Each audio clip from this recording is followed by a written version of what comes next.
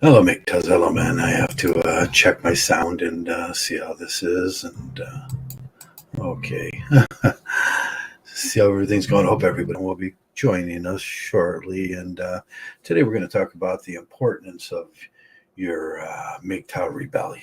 What is your rebellion? And I'll probably start off waiting for Joey by reading from a little passage from the book, The Rebel, and we'll talk about.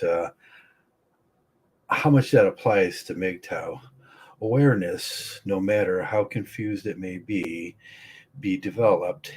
For every act of rebellion, a sudden, dazzling perception that there is something in a man which he cannot identify in himself. Even if only for a moment, he gets that identity. Up to the identification was never really experienced. Up to then, the identification was never really experienced. Before the rebellion, the slave accepted all the demands made upon him. Very often, he even took orders without reacting against them, which were far more conducive to insurrection than which the rebellion that he now balks at. He accepts them potentially, though he may have protested inwardly, but in in that he remained silent.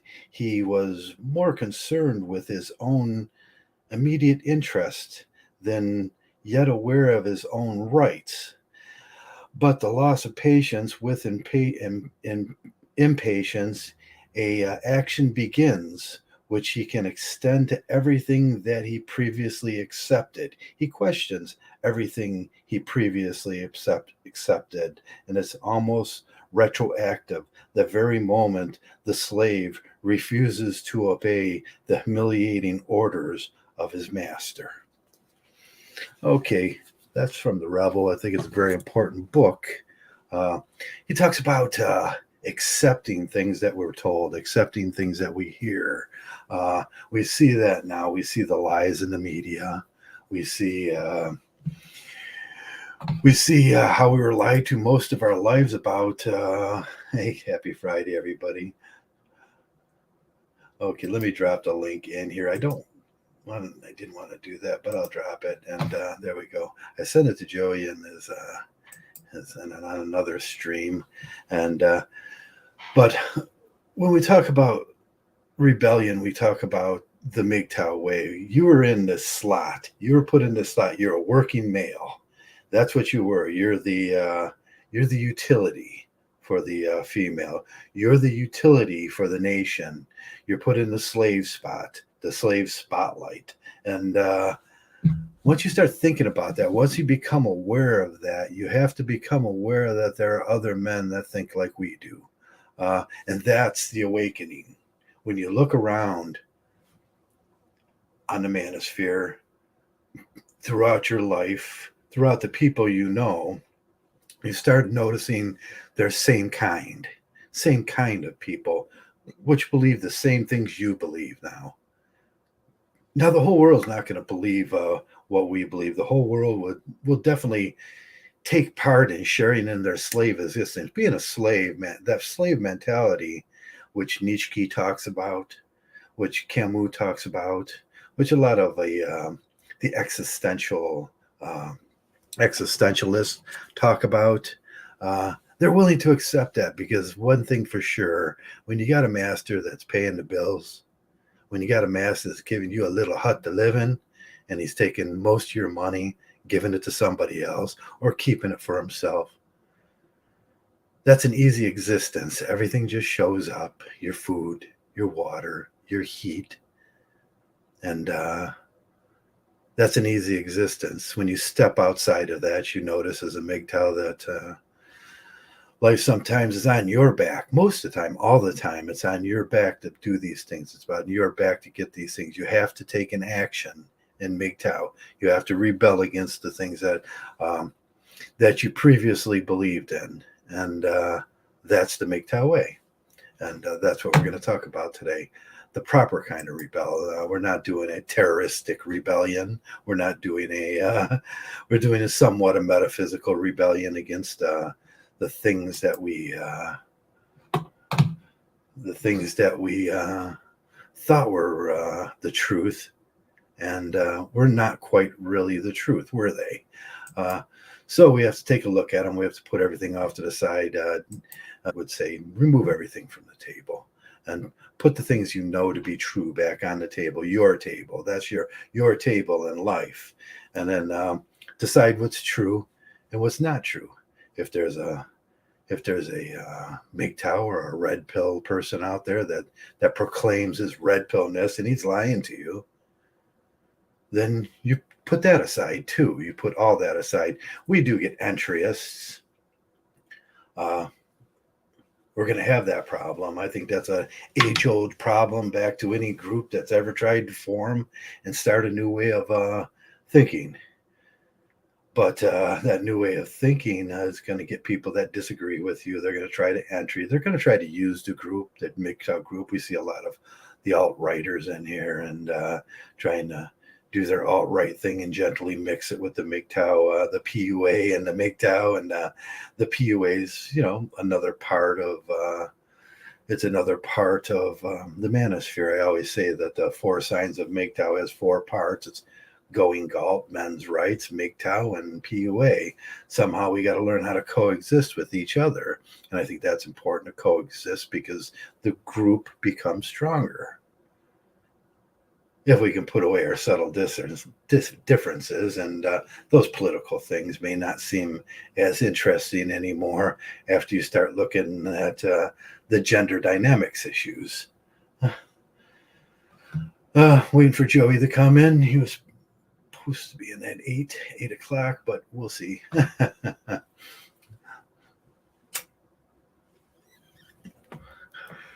We're going to talk a little today about the rebellion. What do you feel? How do you feel about what's a rebellion in your life? What do you need to rebel against to make your life better? There's several kinds of rebellion. There's a proactive rebellion in which you think about your life. If things aren't going the right way, you're going to have to rebel against those things that are bringing you down. Cut those ties. The rejection of salvation. That's atheism. Do you have absolute affirmation? Is that your kind of rebellion? That absolute affirmation that you need to know the truth about something, you're going to get absolute affirmation about that. The rejection of salvation, like I said, the absolute observation. There's Nietzsche in that. When you look at what Nietzsche was saying about absolute affirmation, you can apply that to your living. How you think about your Mgtow, and we can do this philosophically, or we can do this several other ways. Okay, device not connected. Joey's trying to come in, but he's having a little problem. So I can ask you all in the comments if you have a favorite person that you model his rebellion. Personally, my personal model is Thoreau. It's Walden's Pond. Thoreau was not an existentialist. He was a transcendentalist. Like Emerson before him, he was a transcendentalist, and he mainly believed in civil disobedience. And I believe in civil disobedience. I don't believe that an overinflated government, self-determined on taking large portions of tax money and spending it on themselves is a just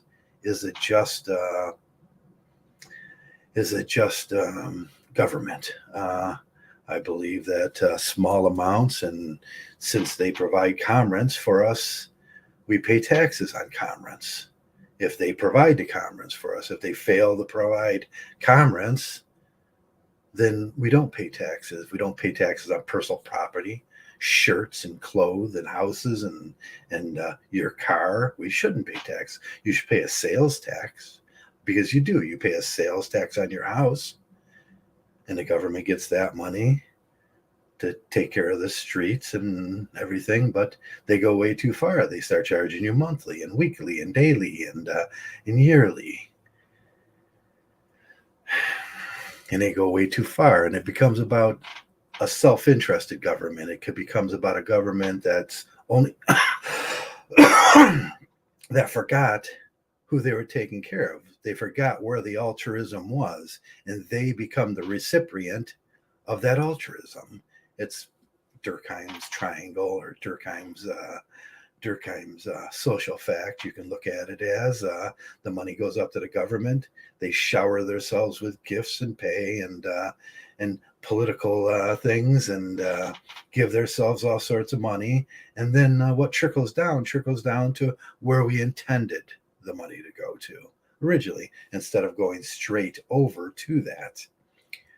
Now, men would rather see that money go, and Mgtow would rather see that money go to the baby mamas and the children. But the government hijacks that, and they pay themselves.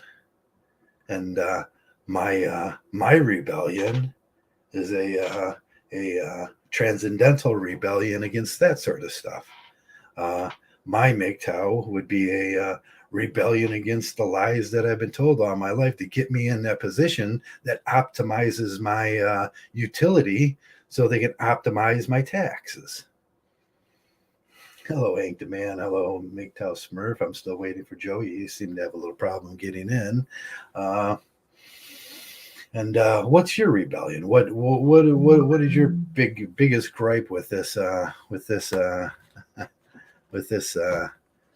system that we have? I just got a text from, I think, yep, it's from Joey. I can't do my fingerprint thing when I'm sitting down. Need about 10 minutes, going to use another phone. Okay.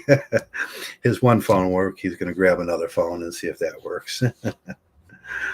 Okay.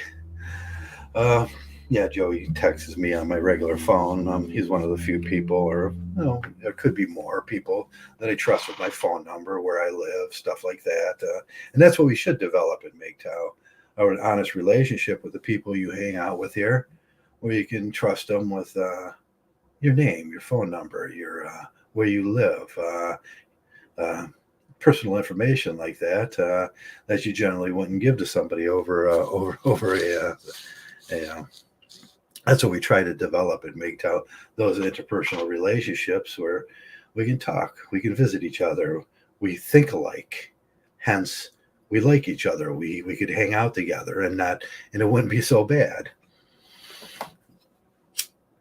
But that comes from the awakening that I talked about, Camus' awakening, your awareness, where you realize in this world that there's other men that think like you as a Mgtow, as a man, that see the simps and look at the simps and the beggars and the cackling hyenas out there, and the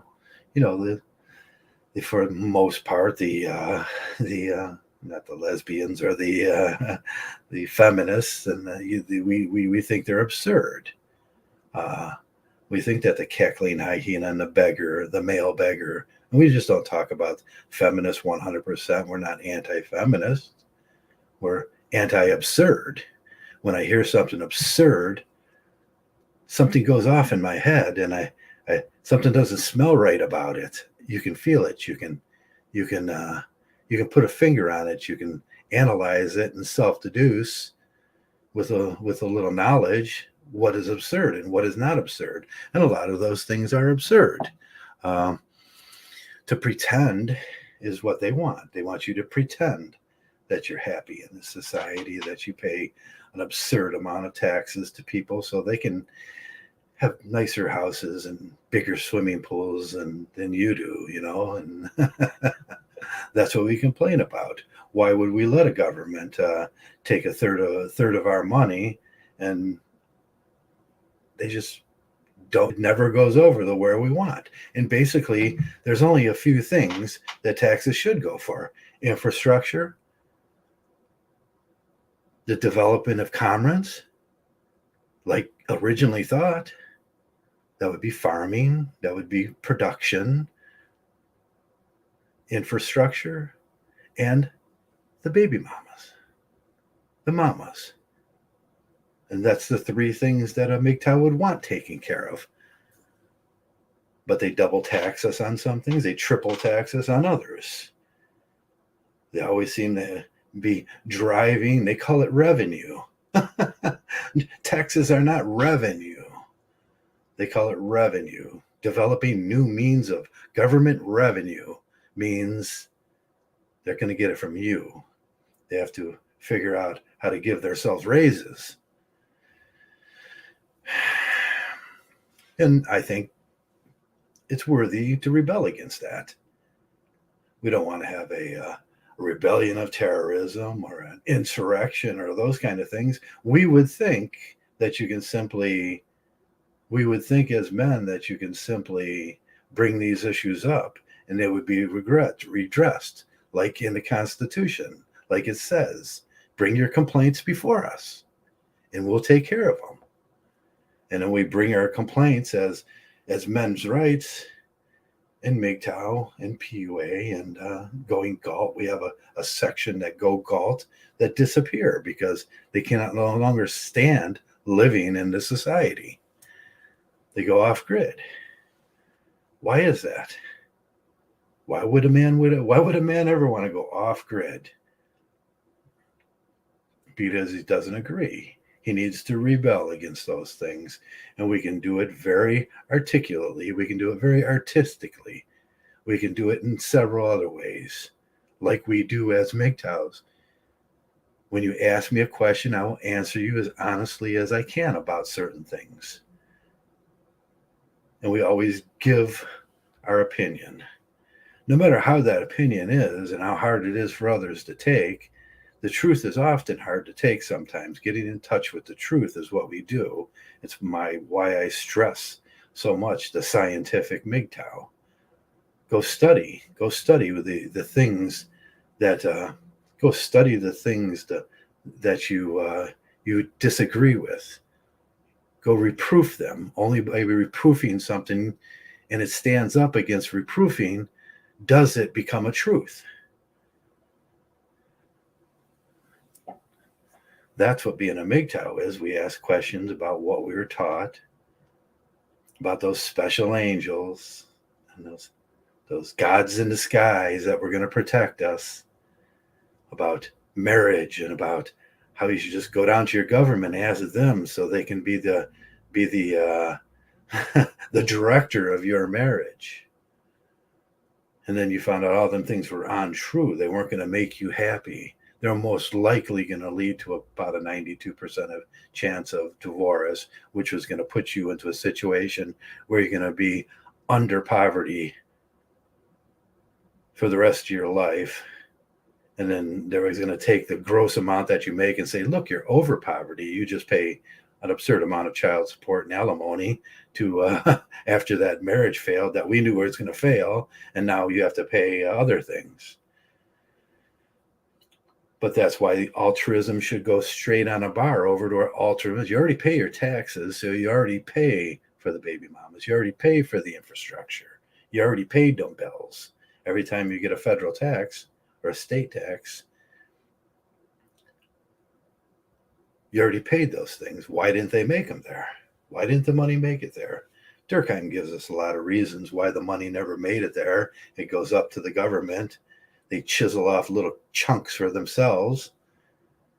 They make up bullshit jobs. And then they pay themselves. They lose it. They have wars, which we don't want.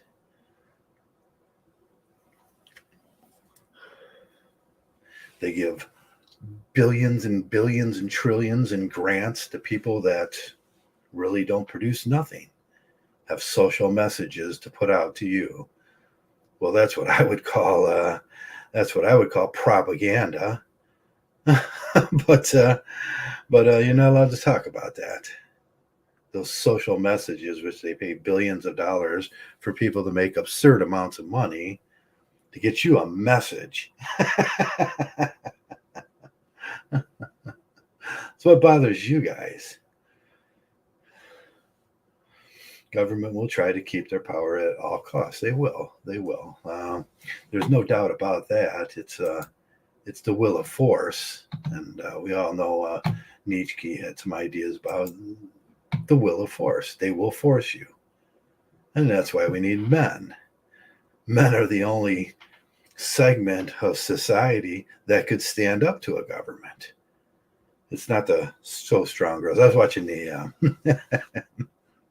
I was watching South Park little clips today, and the strong girl clip came on, and they were in a tent in the woods with the principal and the strong girl, and Randy just started throwing up all over, and every time they just started throwing up.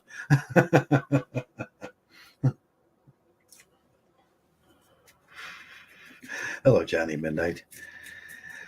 Let me put the link in. Anybody that may want to come in and discuss some things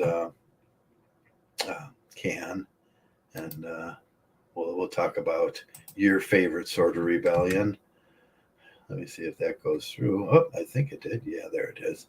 There's the link. Well, I haven't talked to Johnny Midnight for a long time. That would be cool. Okay, and I won't get on a roll. Sometimes we're passionate. We're very passionate about our Mgtow, and our Mgtow is very much different from everybody else. Like I said, I'm a transcendentalist. I believe in civil disobedience for a reason. There's a reason why we threw the T in the C as Americans back then. I wasn't there. I didn't personally do it, but I believe in unfair taxes. I believe that they should be absolved.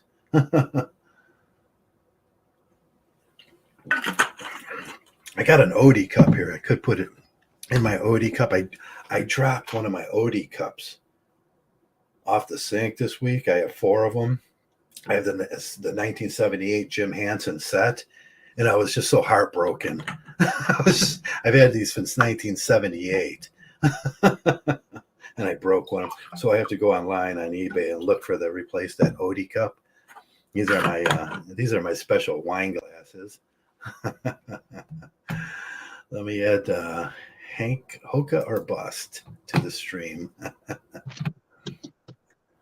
me do this. I don't think I put a background on there. That was weird. Hoka or Bust. Hey, hello, Hoka or Bust. Hey, how's it going? Good. Just been talking a little while about rebellion, about a Mgtow rebellion, and how we kind of do that metaphysical rebellion. We do that absolute affirmation rebellion, which we affirmate what we want to be. We become ourselves. We find our identity in Mgtow. Yeah, I listened to some of that where you're talking about authority and rebelling against being a rebel like Camus says. Yeah, you got to be a rebel in this society, or else we're all slaves. And I think that's what they want, and they get that a lot with the religious and the soft-hearted people. Yep. That's the easy way. That's Uncle Tom, isn't it? Yeah, of course. It's Uncle Tom. Uncle Tom was the house slave, and he thought that was the best position he can get, and he was the best slave. He was going to prove everybody he was the best slave, and we've talked about that, about being the best slave. You can prove to your master that you're the best slave. You go to work, and I'm the best slave. I was listening to that Johnny Depp thing. He goes, "I was raised to be a Southern gentleman." He was raised to be a Southern gentleman. Yeah, that's like code for raised to be a good slave in the South. He has honor, is what he is saying. Nesbitt and Cohen. Yeah, I was just thinking about that. Yeah, Nesbitt and Cohen, and his honor, his Southern honor his Southern honor was probably violated because his wife was a cheating stripper. Yeah, I mean, I don't know if you looked into the details of that, but like some of the crazy, here's a woman that's pretty attractive, actress, whatever, And like she put like fecal matter in his bed. Like Yeah, she took a matter. dump in his bed. Yeah. Yeah. I I watched thought that thing that was out this morning. They played that him slamming the cabinets. Yeah, I saw that. Yeah. But from the inception, from the beginning, you had to see that he was doing what he was trying to get something to drink in the morning. He cut his hand because he wrapped the paper towels around his hand and he had blood leaking out of his hand. And all she could do, you figure a strong spouse that was a caring, strong girl would run to his aid and say, "Can I help you with that?" But no, her interest in that was just recording him. And then he noticed at that point she's recording. Why are you recording? He's recording his anger because he cut his hand, and then he got more angry. And yes, he had every right to get more angry because that's not how a spouse acts, and that's how a cheating stripper acts.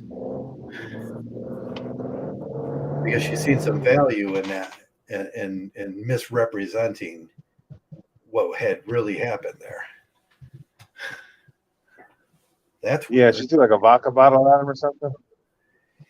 Yeah, he cut his hand. They don't show what happened before that. Now that's what I would ask if I was the judge. I would say obviously he was in pain there. He cut his hand. He was wrapping paper towels around his hand, and she was being unsympathetic and pretty much conniving. And he probably, you know, what it's like being in a room with a woman like that. It's cold and it makes you angry. Yeah, I get out of those situations right away if I'm Right. Yeah. Now as a Mgtow, woman I get out of those. I just walk toxic away like from those that. situations. Yeah, I don't go to bars anymore, so I'm not around that type of nonsense much. Yeah. Yeah, but this is a new idea of marriage where you're just all the gold diggers, all the good gold diggers are just looking for a way like a 30-second clip to get on you when you're at your worst. I mean, as crazy as she is, it's almost like it's almost like she welcomes this thing because it gives her publicity. Yeah. There's other things that goes along with this. It's publicity.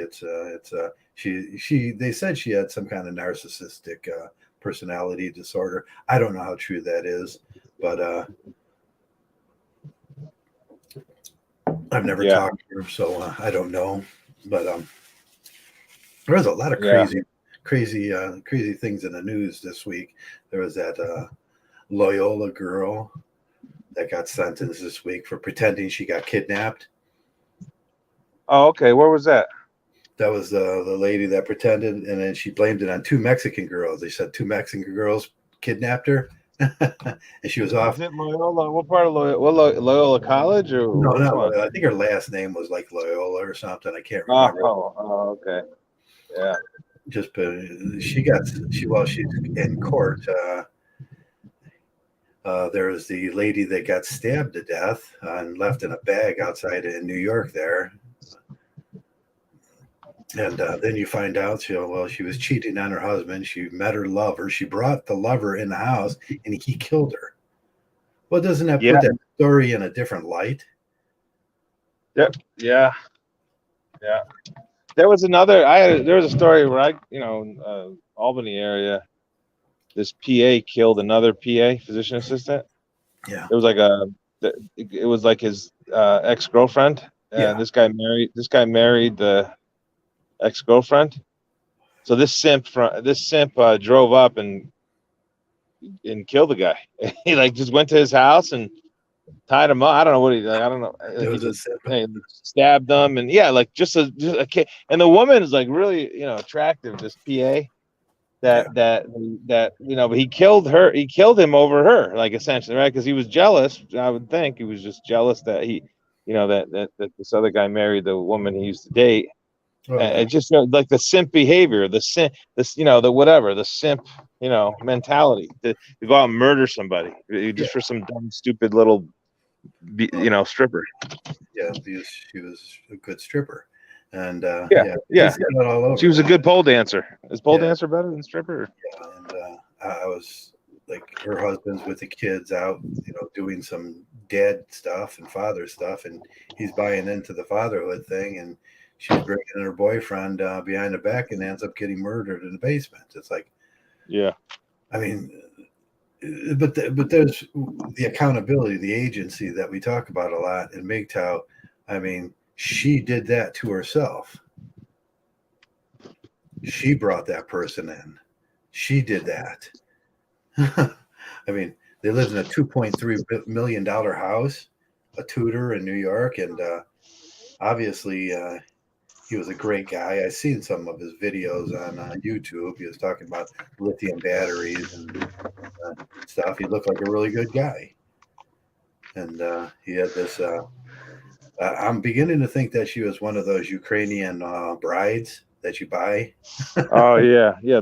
I've seen ads for that even on YouTube, like the Yeah. Russian bride, the Yeah. Russian bride of your dreams. Sandman was telling us, "Go get yourself a Ukrainian bride. That would be great." There was a big joke that Bill Hicks had, like the woman of your dreams, and then they show like adult, it's like an adult advertisement for these escorts, and she's been with like 2,000 guys, and the woman of your dreams. The woman of your dreams, and yeah. And she's just a whore, I think I can't say whore. Sorry, Stripper. Yeah, stripper. Yeah. That's a wonderful spring side of a stripper. Yeah, it's just crazy, man. It's just we see a lot of that. Go get yourself one of those strippers after I seen a movie. I started watching a movie. It was right as you called today. I started watching this movie. It was the same plot. It was this 8 Bullets. It was called. If you guys RP or John JK probably seen it on one of the movie things. 8 Bullets. It's a new movie, and I started watching it. She was a 50, so she looked 50, and it was her last day at the stripper thing. And they're having a party, and she was up there with that old lady ass, like do it. And I was like, oh man, that's like, oh. Yeah. She has to go rescue her neighbor from the evil man, and but they were like playing some Christmas song in the background that she was dancing to. It was like her. It was really weird, and she was a 50-year-old retiring stripper with the old lady ass. Yeah. I watched about 20 minutes of it before I started doing that. I was throwing up like lies. Yeah. I was talking to my cousin. He's like, I was like trying to, like, he's about 40, like he's not married yet, but he's thinking about, he wants to. I said, I go, how many married couples you know that are happy? He said, I know a lot of them that are happy. I said, yeah, but you don't see them every day. You don't know what goes on inside of that house. They're presenting a front. Yeah, they're putting a front. That's the front. That's the mask. And you don't see what happens at home.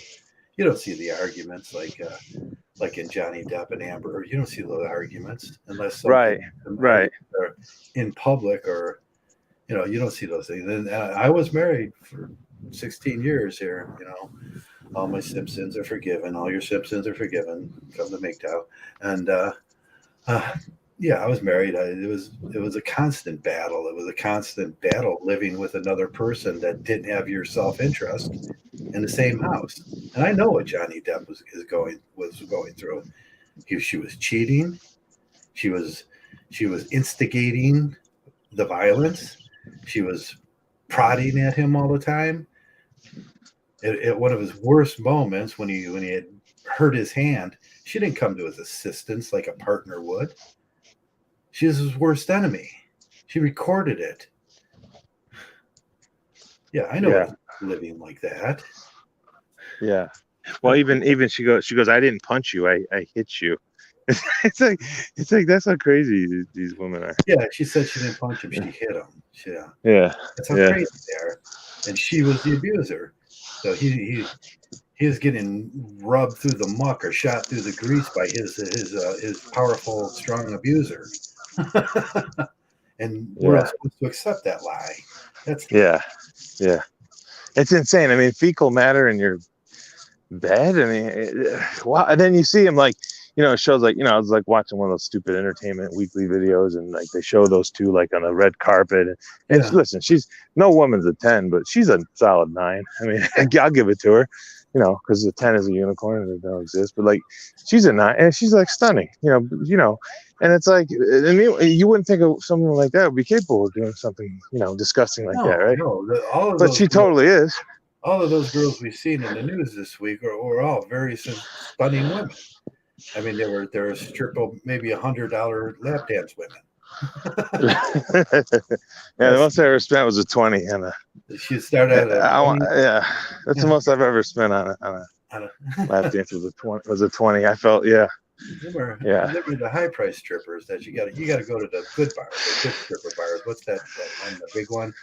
There's a lot of them out here. Cheetahs is a big one in Vegas. Well, it used to be. I don't know if it's still around. I don't know. Oh, Hustlers, Larry Flint's Hustler Club. Yeah, Larry. He's got I drive by there like every few weeks or whatever.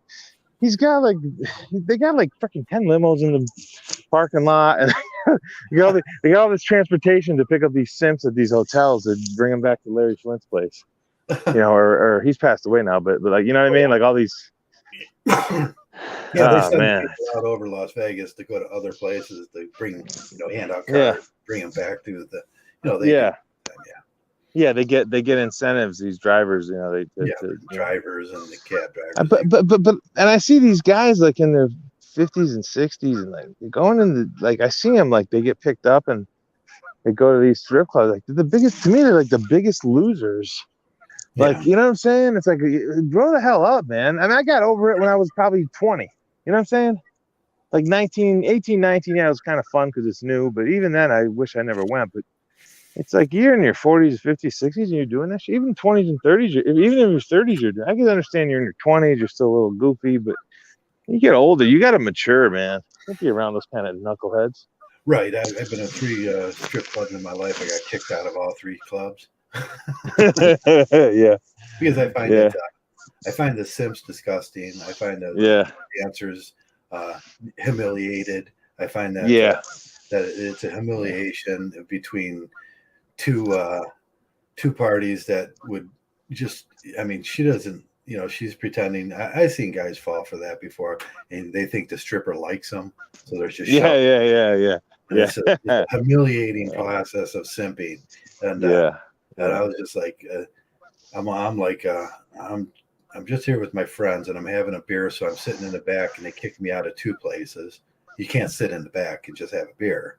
I said, my friends are over there being simps and shoveling money at you. It should be good enough.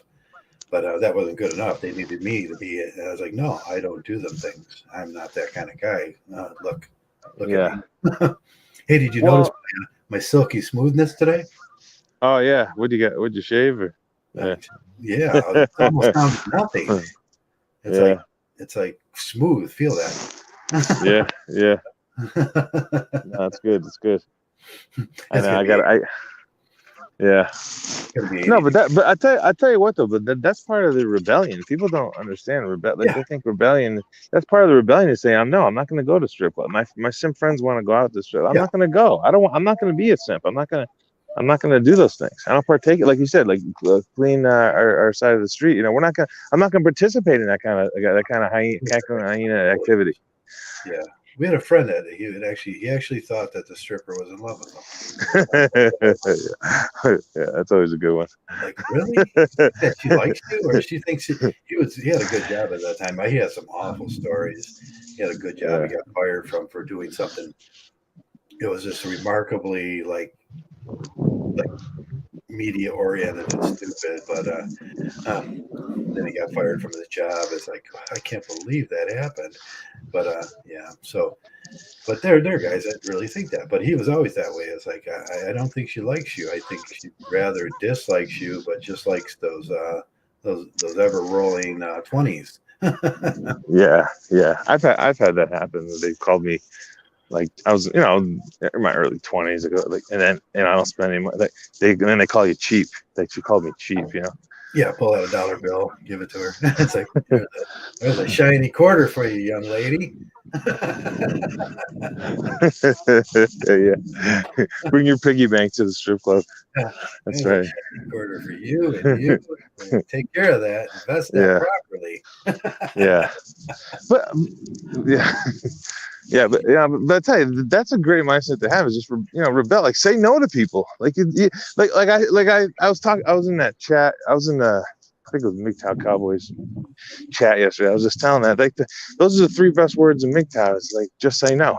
Just say no. It's rebel, and that's rebellion. That's part of the rebellion. That is part of the rebellion. That's when you discover that thing in yourself, that strength and that individualism in yourself. The reading was about discovering that in yourself, and after you discover that, nothing else is going to matter. Your whatever it is, your Mgtow, you being a Mgtow, that's what's going to matter for the rest of your life, and that's where you're going to find yourself, your individuality. Yeah. Yep. There's like a lot of people today. They just want the approval from especially with social media. Like they want everyone's approval. Right. And That goes on. You have to have everybody's approval. You have to be the best. Yeah. The best conform slave ever. If you're the best conform slave, you're the pride of all slavery. Yeah. Yeah. You conform so well. Yeah. I know. The TikTok and the YouTube, and it's like them are just the people that conform to society the best. I know, and it's like I think it's gotten a lot worse with the social media. I really do. It's not. Mm-hmm. But they always like my whole life. It's like they've always told me that, like they like get along, like go along to get along. Like I've always been a pretty easygoing person, but like if I said no, I would always get shit all the time, like always. Like it would never end. I would always like, what's wrong with you? Or they want to make you think there's something wrong with you if you don't go along with it. Make you think that there's something wrong with you. Yeah. That's religion. That's corporations. That's that's the government. There's something wrong with you because you're not conformed. Right. Why don't you bow down to me like everybody else? Right. That's Joe's paradox. I've explained Joe's paradox. But when you call them on that, that's when they get mad. Right. Because Joe's paradox is simps don't like to be called simps. Thieves don't like to be called thieves. Bad cops don't like to be called bad cops. It's a paradox. It's like they should embrace what they are, but no, they don't like it. You ever catch a thief and call him a thief? He says, "I'm not a thief." You ever have a friend that was stealing? This one guy, his name was Mario. He bet sports, and it was like Virginia Tech was playing Virginia, and he bet the wrong team. He lost. He bet it on paper. We used to bet on credit. Yeah. And he goes, "No, I didn't bet Virginia. I bet Virginia Tech." He lied. He goes, "Why would I lie?" Why would I lie? Yeah. He's like one of these guys. Why would I lie? Why would I lie? It's like I don't lie. You know what I mean? It's like they try to make you He tries to. He thinks everyone's like stupid. Just believe everything he says. I don't know how that ties in what we're talking about, but I just thought about that story. I guess it ties in a little bit too. It's like you just can't. You don't have to like agree. You got to be careful what people say. Because they're always trying to make themselves look like. Right. They have your best interest in mind or whatever, or they're like you said, they lie. Like they just. Right. What were you talking about previously? Sorry, I don't know why I brought that up, but what were you? Yeah. You got the wind again? Yeah, you can hear it. Ah, shit. Yeah, I caught some wind. Hold on, let me sit down. I was doing good on that other side. Hold on. Yeah, I can go. I got my car with me now, so I can just go back to my car. It's coming in bad. Sorry. Let me just walk back to my car. But that whole, like people, they're just saying no to people, and like this guy Mario, he was done. Like nobody would take another bet from him. I'm not taking any bets from him. I can take you seriously. Right. Yeah. You know what they need? I find it a lot with if you call a stripper, she should be mad at you because it's all about the self-image. If she's a lying, cheating stripper, she doesn't want everybody to know she's a lying, cheating stripper, and that self-image Yeah. is more important because that self-image is the mask what she's going to deceive you with. And it's Yeah. the same thing as it's the same thing with thieves. They need that mask they can deceive you with. That thing is they're thieves, and if you know they're a thief, you got pocket aces. That's like Mgtow. Yeah. You got pocket aces. As long as you know these things are what they are, you got pocket aces. And Yeah. that's It's a the way yeah. Joe's paradox plays out. They want that image to be of a law-abiding citizen, so they can steal from you, so they can be bad Right. people. Right. Right. Like these. Yeah. Like the church, how they don't pay taxes. Yeah, they want you to pay taxes, but them, no, we're above it. We're above Yeah, it. We don't have to pay Caesar, taxes. give them taxes to Caesar. I mean, he was Yeah. dead 2,000 years ago, and Yeah. they Yeah. want you to pay taxes to them too. And Yeah. Yeah. What was explain Joe's paradox again? I want to make sure I understand it. well, Joe's paradox is the irony that they between. I said a thief doesn't like to be called a thief. When you call them out on that, it breaks the image, and they get incensed about it. The stripper doesn't. The lying, cheating stripper doesn't like to be called a lying, cheating stripper, and that in itself, they know what they are. The bad cop doesn't like to be called a bad cop. He would rage out against you if you say something. You ever been in a situation where you called out a cop? He was doing something wrong. Oh no, I'm not a bad cop. No, but you were just being a bad cop. You know you're a bad cop, but they will get incensed by it because they need to protect that image that protects them and allows them to continue being that horrible person. That's Joe's paradox. Yeah, we had some cops that were like, they got in trouble. They went to federal prison for a couple of years. I'm almost at my car, Joe. Let me swap. Okay. Yeah, wind's starting to blow a little bit, and probably down at the old park. It's going to be very nice tomorrow. Here, it's going to be almost 80 degrees, and I'm for sure going to get out and do a bike ride. I want to do a bike ride someday from my a bike ride podcast from my as soon as the leaves start changing a little bit here, and in the next few weeks, I might want to do a podcast from my phone and see how that goes. I don't know how it's going to go.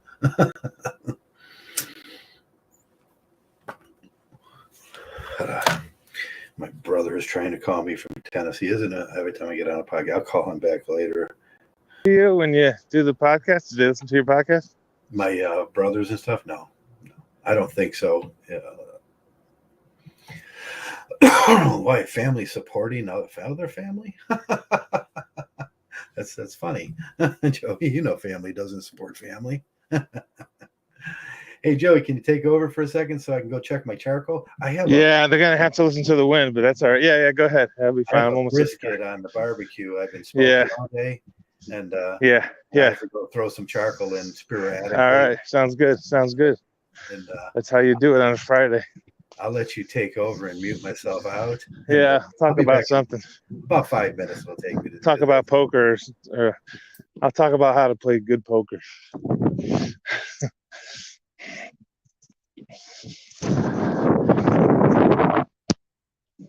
Anyway, so we'll talk about poker.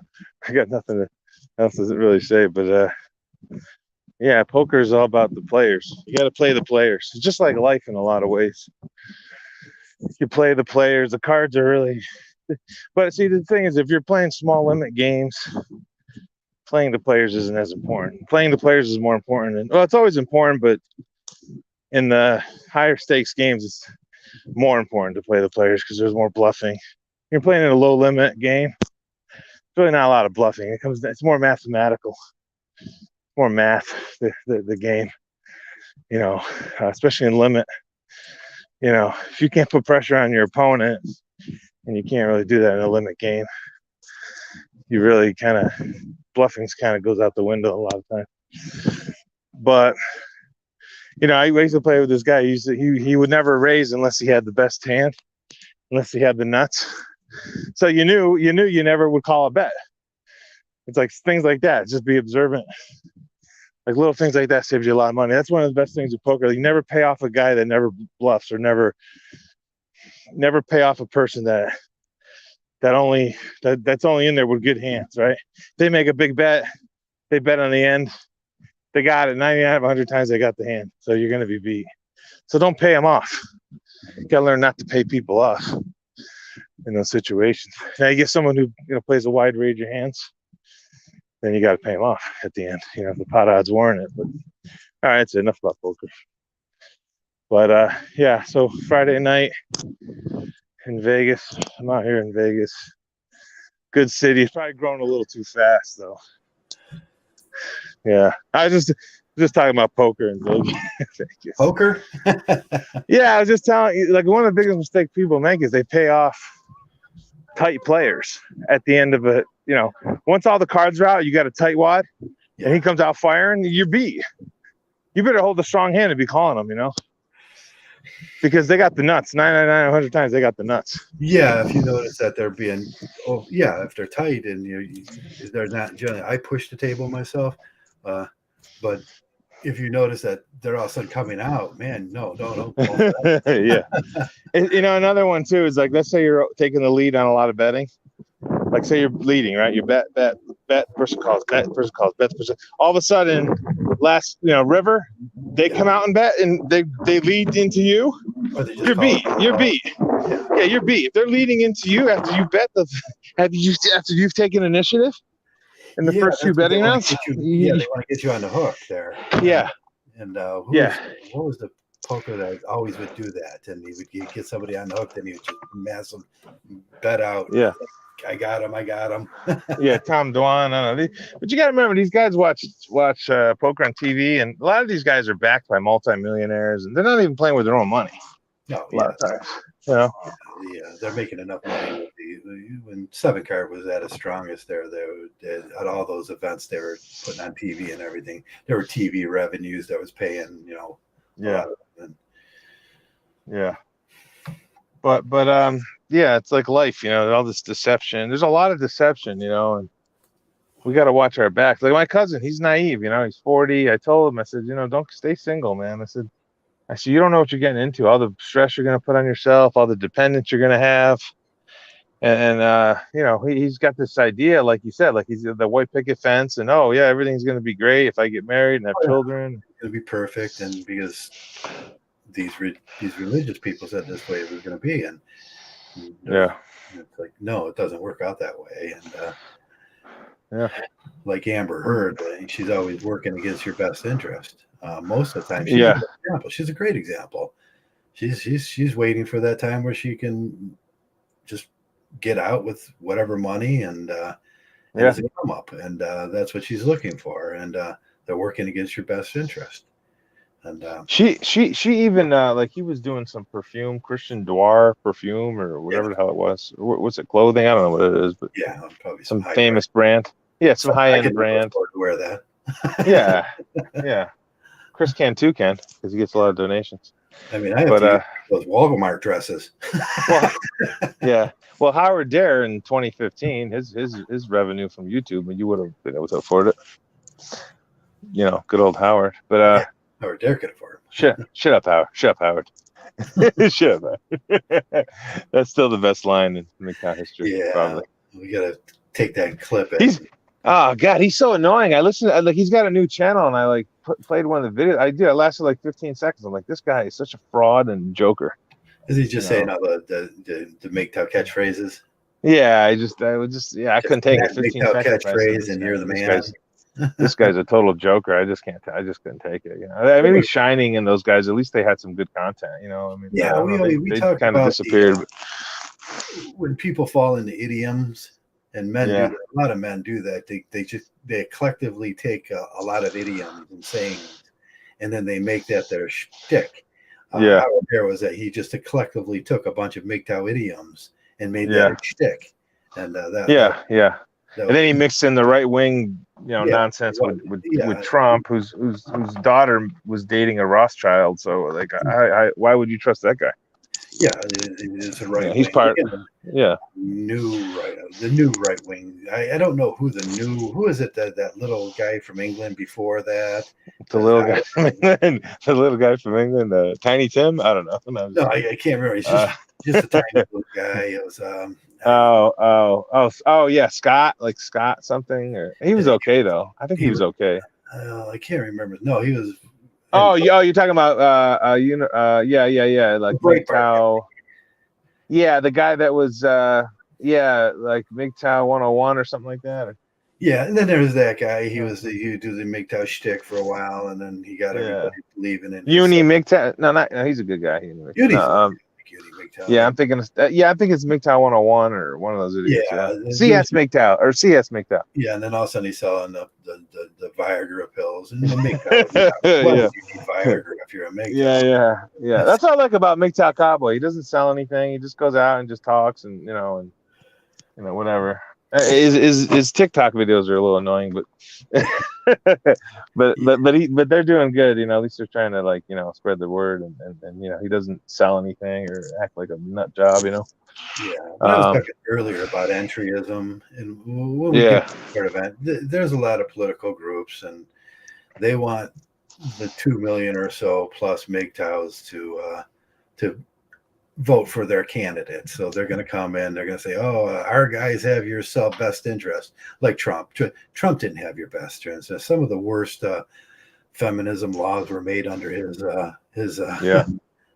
And Joe Biden have your best interest. If Joe Biden comes around and says, "I'm a MGTOW," and then you look and the hypocrisy of Joe Biden is that he's supposed to be this liberal, but he's in a traditional conservative relationship with and married with his wife that it could be farthest from anything liberal.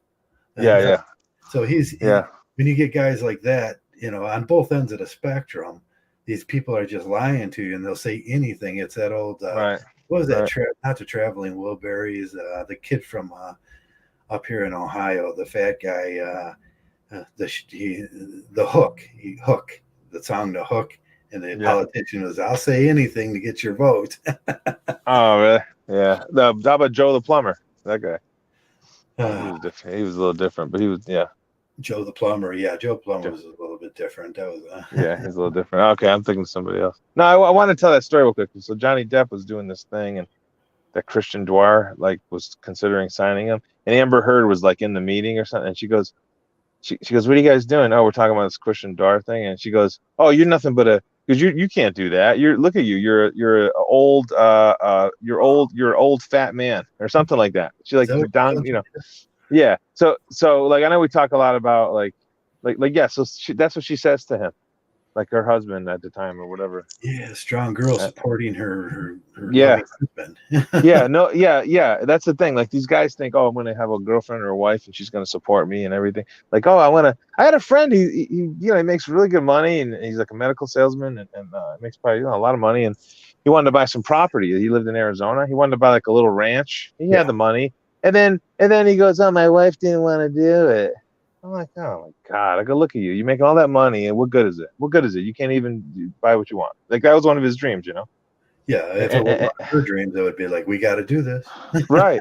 And it's like you're not going to get that support. That these guys are living in the fantasy land, thinking they're going to get all the support from look at this Amber Heard. I mean, what a psycho. She puts fecal matter in his bed and hits him, and then says, "I didn't hit you. I didn't punch you. I hit you." I mean, all this crazy. What's the term I'm looking? Projection or whatever. What's the word I'm looking for? Like when you just gaslighting, just totally gaslighting the guy. She'll just gaslight him. Right. And my sisters have done that to me. They because they did some nasty shit to me, and then I called them out on it, and then they just denied the reality. They denied that what they did, it didn't happen. You know what I mean? It's that's goes back to their lack of empathy, and they're just they're just so they're not afraid to lie. They're not afraid to do what's going to benefit them the most. But yeah, so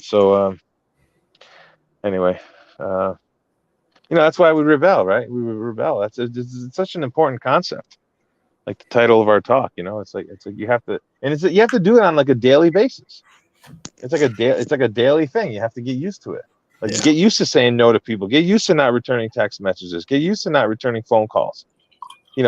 Even I'm in sales. Like I'm used to not dealing with a customer I'm not getting a return on investment for my time and resources. I'm not going to return. I don't care. I'll let it die.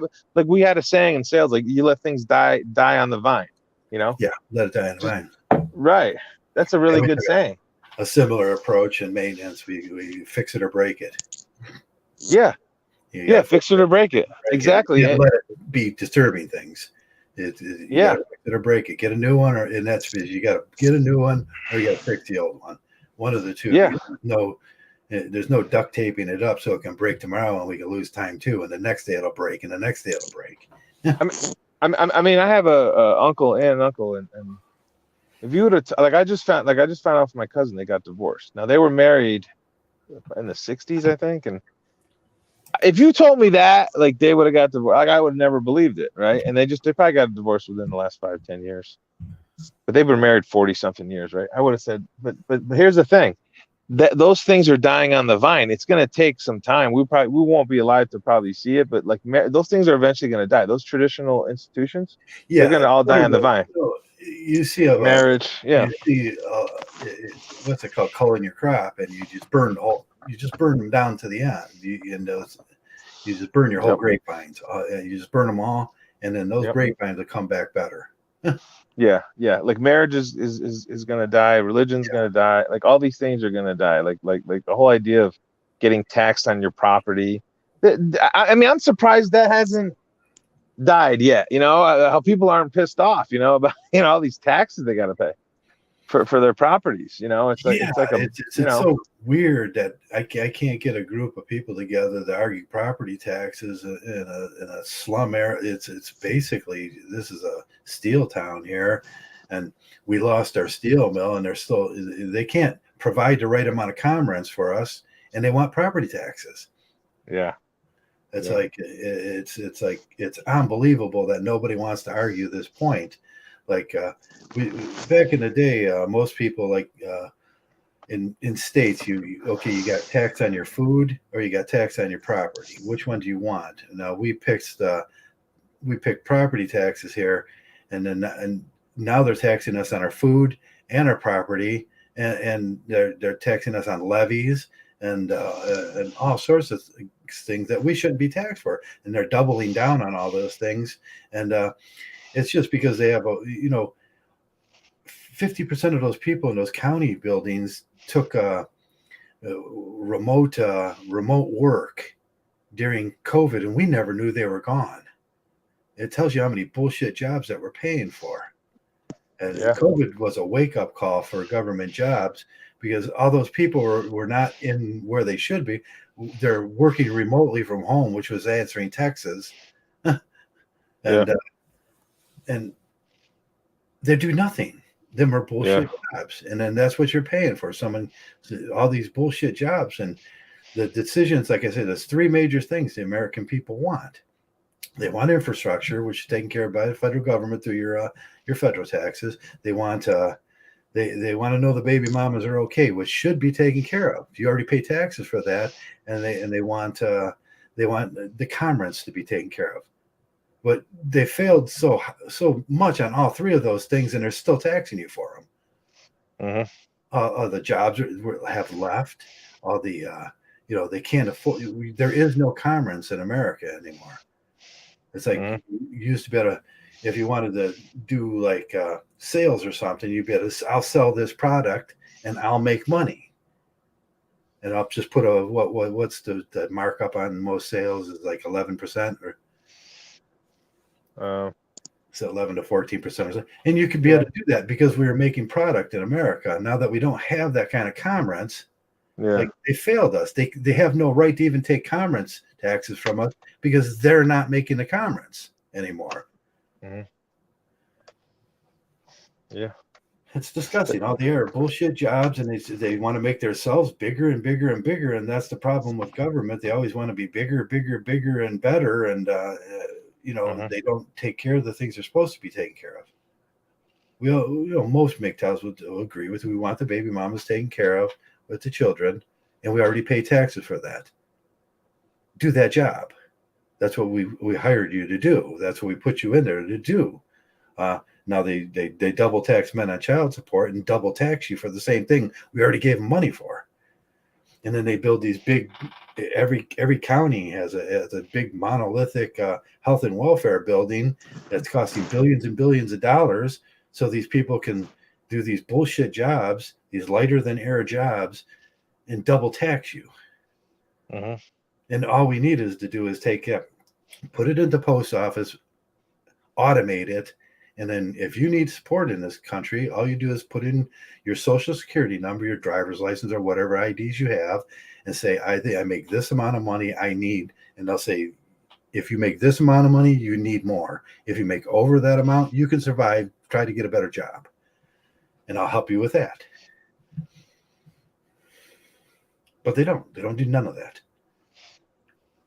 Every time one of these guys here go before one of those, she's making more. She's making $70,000, $80,000, $86,000. Wow! She can double charge you and double tax you on a job that's a bullshit job that we don't need. If the government would singly get rid of divorce, get rid of marriage, get rid of those family courts, and just do the job you were supposed to do. If we cut divorce, family courts, and marriage things in America, all these three of these things, and we cut those family courts off and everything on the roots, we would pay 1/3 of the tax we pay now. Mm-hmm. And the money just needs to go straight over to where it's supposed to be. Yeah, it only serves a few people. The system only serves a few people. It doesn't. Yeah. It's not serving. It's serving like the top, whatever, 3%. Not, I mean, there's some people that have those jobs, but like you said, they don't. Yeah, it just screws the whole system up. It just my friend's going through that now with his driver's license. He has one of those, I don't know, CDL or whatever the hell it's called. I don't know. Yeah. And he's having trouble. Like it's all a bunch of nonsense because like he finished his child support payments because she was like, the kid's like 22 now. Yeah. And they were saying, we don't have it on record that your child support is paid or something. Like it's just all this extra work that they almost want to be there, right? So they have to double check and like somebody screwed up where they didn't check him off that he's free and clear. Yeah. And so now he has to be on the hold for half an hour and see, it's like, right. You know what I'm saying? When I talk about this, the system of altruism that we have set up now turned into a system of a self-serving system where they're serving themselves. Yeah, exactly. They almost want delay. Like my friend's going through this court thing and they delayed his case twice. They become the issue of altruism. The altruism is pointing towards them. They become the issue. Not the real people that need help. Right. I never argue about people that I know. There's a lot of people in America that need help, but they can't get the help because the money is being stolen by a bunch of racketeers. Yeah, that's what they are. They're organized crime. They're just organized crime at that point. That's the real organized crime. Yeah, the meaning of organized crime. Selling you a non-existent service. Yeah, you need protection. What was that thing? Yeah, you need a non-existent service because really it involves the racketeer. It wouldn't exist without the racket. Yeah, that's right. That's exactly right. Yeah. God, why American men aren't like rebelling against this? It's just I know we need to put this down. Well, that goes back to how they're kind of making men more effeminate, and making men more effeminate. Yeah, that's what happens when you listen to 20 hours of Howard Dare. Yeah. Sorry. I'm silky smooth. I mean, look at me. I'm trying. Yeah. When you listen to a weekend marathon of Howard Dare's outlook on life, like that's gonna make you really soft, and what was that thing about Howard Dare? Like he ate a lot of chocolate chip cookie dough or something, or isn't that in itself when these entries come in, these entries come in and they obfuscate the truth, and then now you're worried about something that's not going to affect you as a Mgtow, and it's an obfuscation, and it takes it off the topics which we should really be talking about. Right. Well, and their paradigm is their worldview is so screwed up because screwed up. Yeah, because they're married. I mean, they're married. I mean, Howard Dare was married. The guy's married. Chris Cantu's chasing. Chris Cantu's chasing. He's chasing skirts in Thailand. Yeah, he's chasing skirts in Thailand. Yeah, exactly. And not sure what he's finding underneath the skirt, but it's a total obfuscation of the truth, and that's what we said we were against. But so many of these Mgtows fall for that still. Right, and they fall for it, and that's why they don't get anywhere. They don't hear the stuff that we talk about. They don't hear about rebelling. They don't hear about that stuff. Because Howard Dare's talking about Trump, Donald Trump, and Donald, whatever. You know what I'm saying? He's like they're not getting the good information. Like we're telling people to say no and stuff like that, and Right, that guy bought a stripper, a permanent stripper. He's a simp. He's a simp and a half. That guy would die if he didn't have someone making his bed and his dinners for him because he could never figure out how to do it for himself. Right. He's a typical example of what we hate in Mgtow. I have a friend like that too. Joe. It's like I like the guy, I grew up with him, but it's like I'm always buying all the groceries because he doesn't plan ahead. I'm like, you got to plan ahead. When you go to a grocery store, you should be looking for the healthy food, which are going to be the meats, mostly cheeses, eggs, whatever. And you look for stuff that's on sale. The stuff that's on sale, I'm going to buy it. I pick it up. I throw it in the fridge. I'm planning ahead. I already got my food for the next 3-4 days. Buy it, pick it up, throw it up in the packs and throw it in some bags and throw it in the freezer so you have it. Right, you got to plan ahead, and I plan ahead. I figure out, how I want to design things in my life, and but yeah, these guys don't know how to do even simple things like that. They're going out to eat all the time and wasting their money, and you can put that money into a mutual fund or something or whatever, or save for a piece of property. You got to plan ahead, because nobody's looking after us. Nobody's looking at like Chris Cantu is not looking after you. He's telling you to go chase some skirt in Thailand. And Howard Dare's telling you to be a traditionalist like him, because he's got a wife and 3 kids or whatever he's got. Right, he wants you to get that baby mama pregnant, or Chris Cantu wants you to get that lady boy pregnant, but that's not possible, Chris. Yeah, I'll be right back. I gotta go check that beef. All right, okay. Sure, take your time. No, it's a lot of fun making fun of these kind of plastic Mgtow, like JK calls them posers. I think it's I don't know. I'm having fun with it.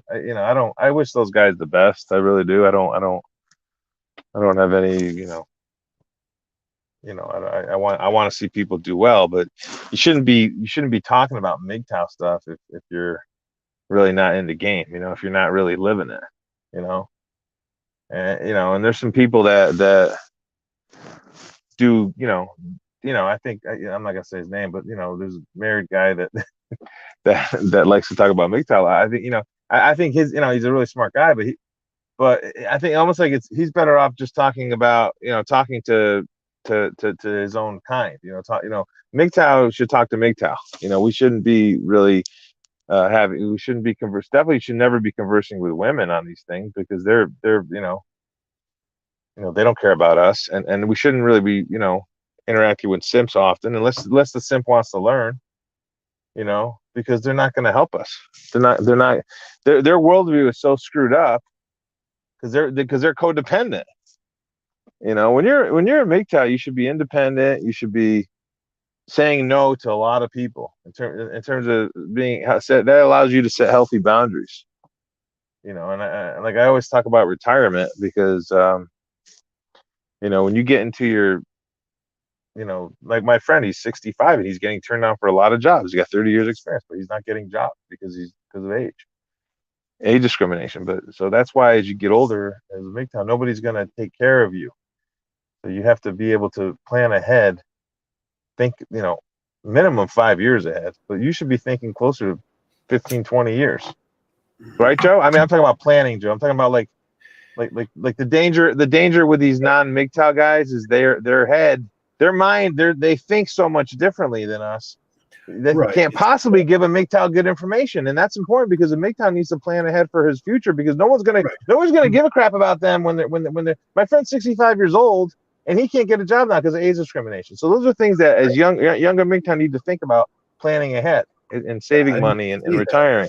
How you're going to be aged out of the jobs, and right. But yeah, I wish I was. I wish I had that chance. I mean, I'm not trying to brag or anything, but like I got my 100K job again. I'm back in action. But here's the thing. You know what?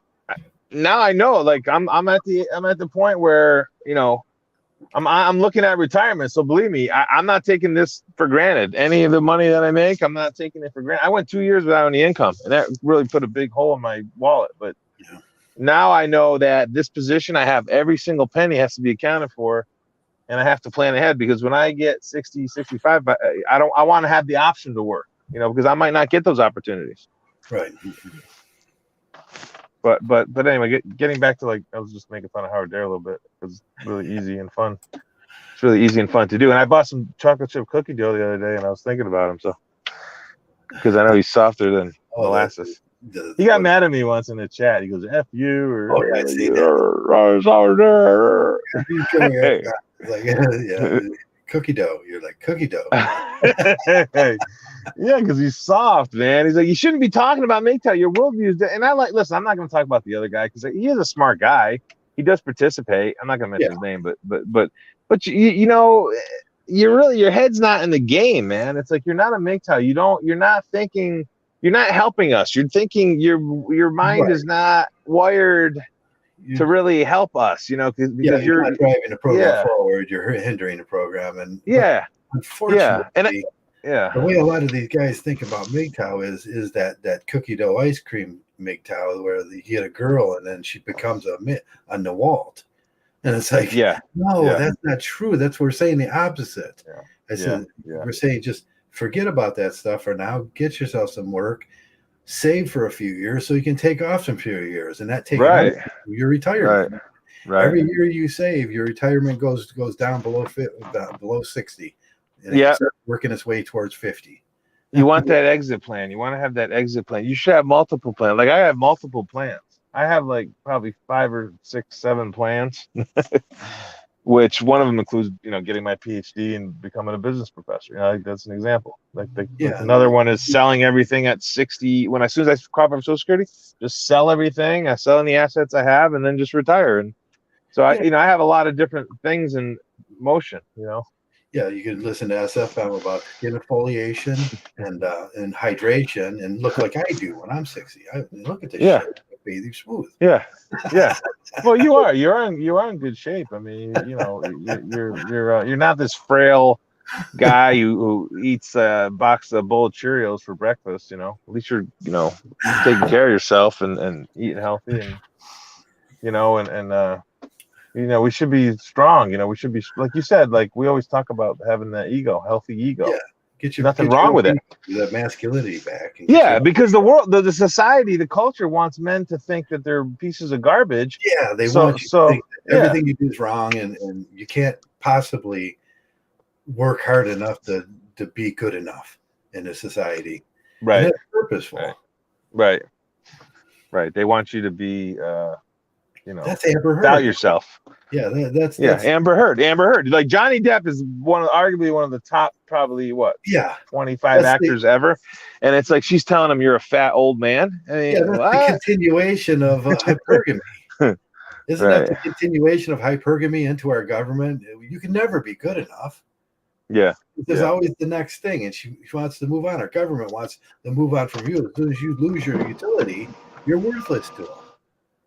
That's government hypergamy. Hypergamy means much more than what that Howard Dare and Chris Cantu is. It talks about our society.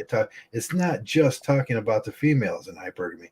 It's talking about your society. It's talking about why things are like that, about your utility, and your utility will get used up, and you can never be good enough. That's why we say these things. Right, and that's a terrible thing. Those are the guys that are shaking their fists, or they have no peace of mind when they're dying. Because they're like they've been told all these lies that you're not good enough, and that's a bunch of bullshit.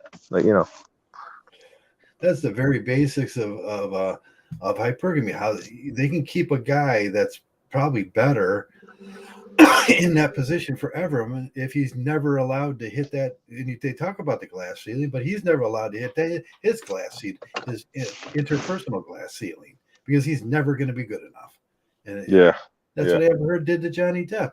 She was doing that in the courtroom, and no one called her on her shit because the judges are simps. Right. Judge Ito, or who's the judge? Whoever He was on the OJ trial now. Yeah, that guy, Judge Ito. Should have said, "Hey, wait. That's not even right." Oh man, abusing. That's male abuse. That's what we talk about. How we get abused. Yeah. You're never good enough, and I made a comment on another forum. I post some Mgtow stuff on this forum, and I was like, I said, keep working that corporate job till you're 70, because you got to make sure the grandkids have their education too, and you got to do this. You got to make sure, you know what I mean? And it's like a lot of the people don't understand, because I'm approaching it from a Mgtow standpoint. Right. So for me, it's like I was telling these, because the housing market in Vegas gone batshit crazy the last 2 years. Yeah. Right. So I was trying to explain to these people. They're like, "Oh, if I sell my house, where am I gonna go? Where am I going?" They're like, "Oh, I just have to move." I said, "Where are you gonna go?" I said, "You can take your house in L.A. or Vegas, or all these hot markets." I said, "You can go to a place like Toledo, Ohio, or even where you are, right? Or you can sell your house, and those markets like Toledo and Lorain and Syracuse, wherever where I used to live, like." You can get a house there. The houses aren't going batshit crazy over there. You can. It's I call it like a reverse kind of thing, where because a lot of people they think, oh, I'll make it when I get to California or when I get to Vegas and I retire. But I was trying to explain to them, no, you can sell that house and then just buy another house cash if you want to stay in the house, right? You can do like a reverse type thing where you can sell all your assets, and then now you live in a city where there's not as much pressure now, because now you can afford the house. You understand what I'm trying to say to you? Like I was trying to explain this to people. They didn't really understand, but I guess I was approaching from a Mgtow standpoint, right? Is I'm just selling my stuff and I'll just go live in a lower cost of living city, where they're thinking, oh, my wife is not going to want to do that because she wants to still have the nice big house. So I have so many more options than these knuckleheads. You know what I mean? I don't know if I made any sense what I was saying, but yeah, we were looking at the Galveston area that one day, and I was shocked. Yeah. Really kind of nice little Mgtow houses, about the size of mine, nice. We're there for a very reasonable amount of money, and you can live in this place that's fucking just beautiful. Yeah, exactly. You see it differently too. Like you can't do that when you're married and have children or whatever. It's not so much having children, but having a wife. You have to run everything by her. It's like you can't sell the house in Vegas. Say you sell the house in Vegas, because the houses in Vegas are just going crazy. It's like you're talking, like 20, like my house went up like 20-30% in the last year. I mean, that's a lot, man. And I could sell and just, because I'm already looking into it. I said, maybe it's time to sell. I could just buy a condo cash. And then now I got no mortgage payment. Now all the pressure's off me. Now I can maybe you know what? Another thing I'm looking at is being a sports writer.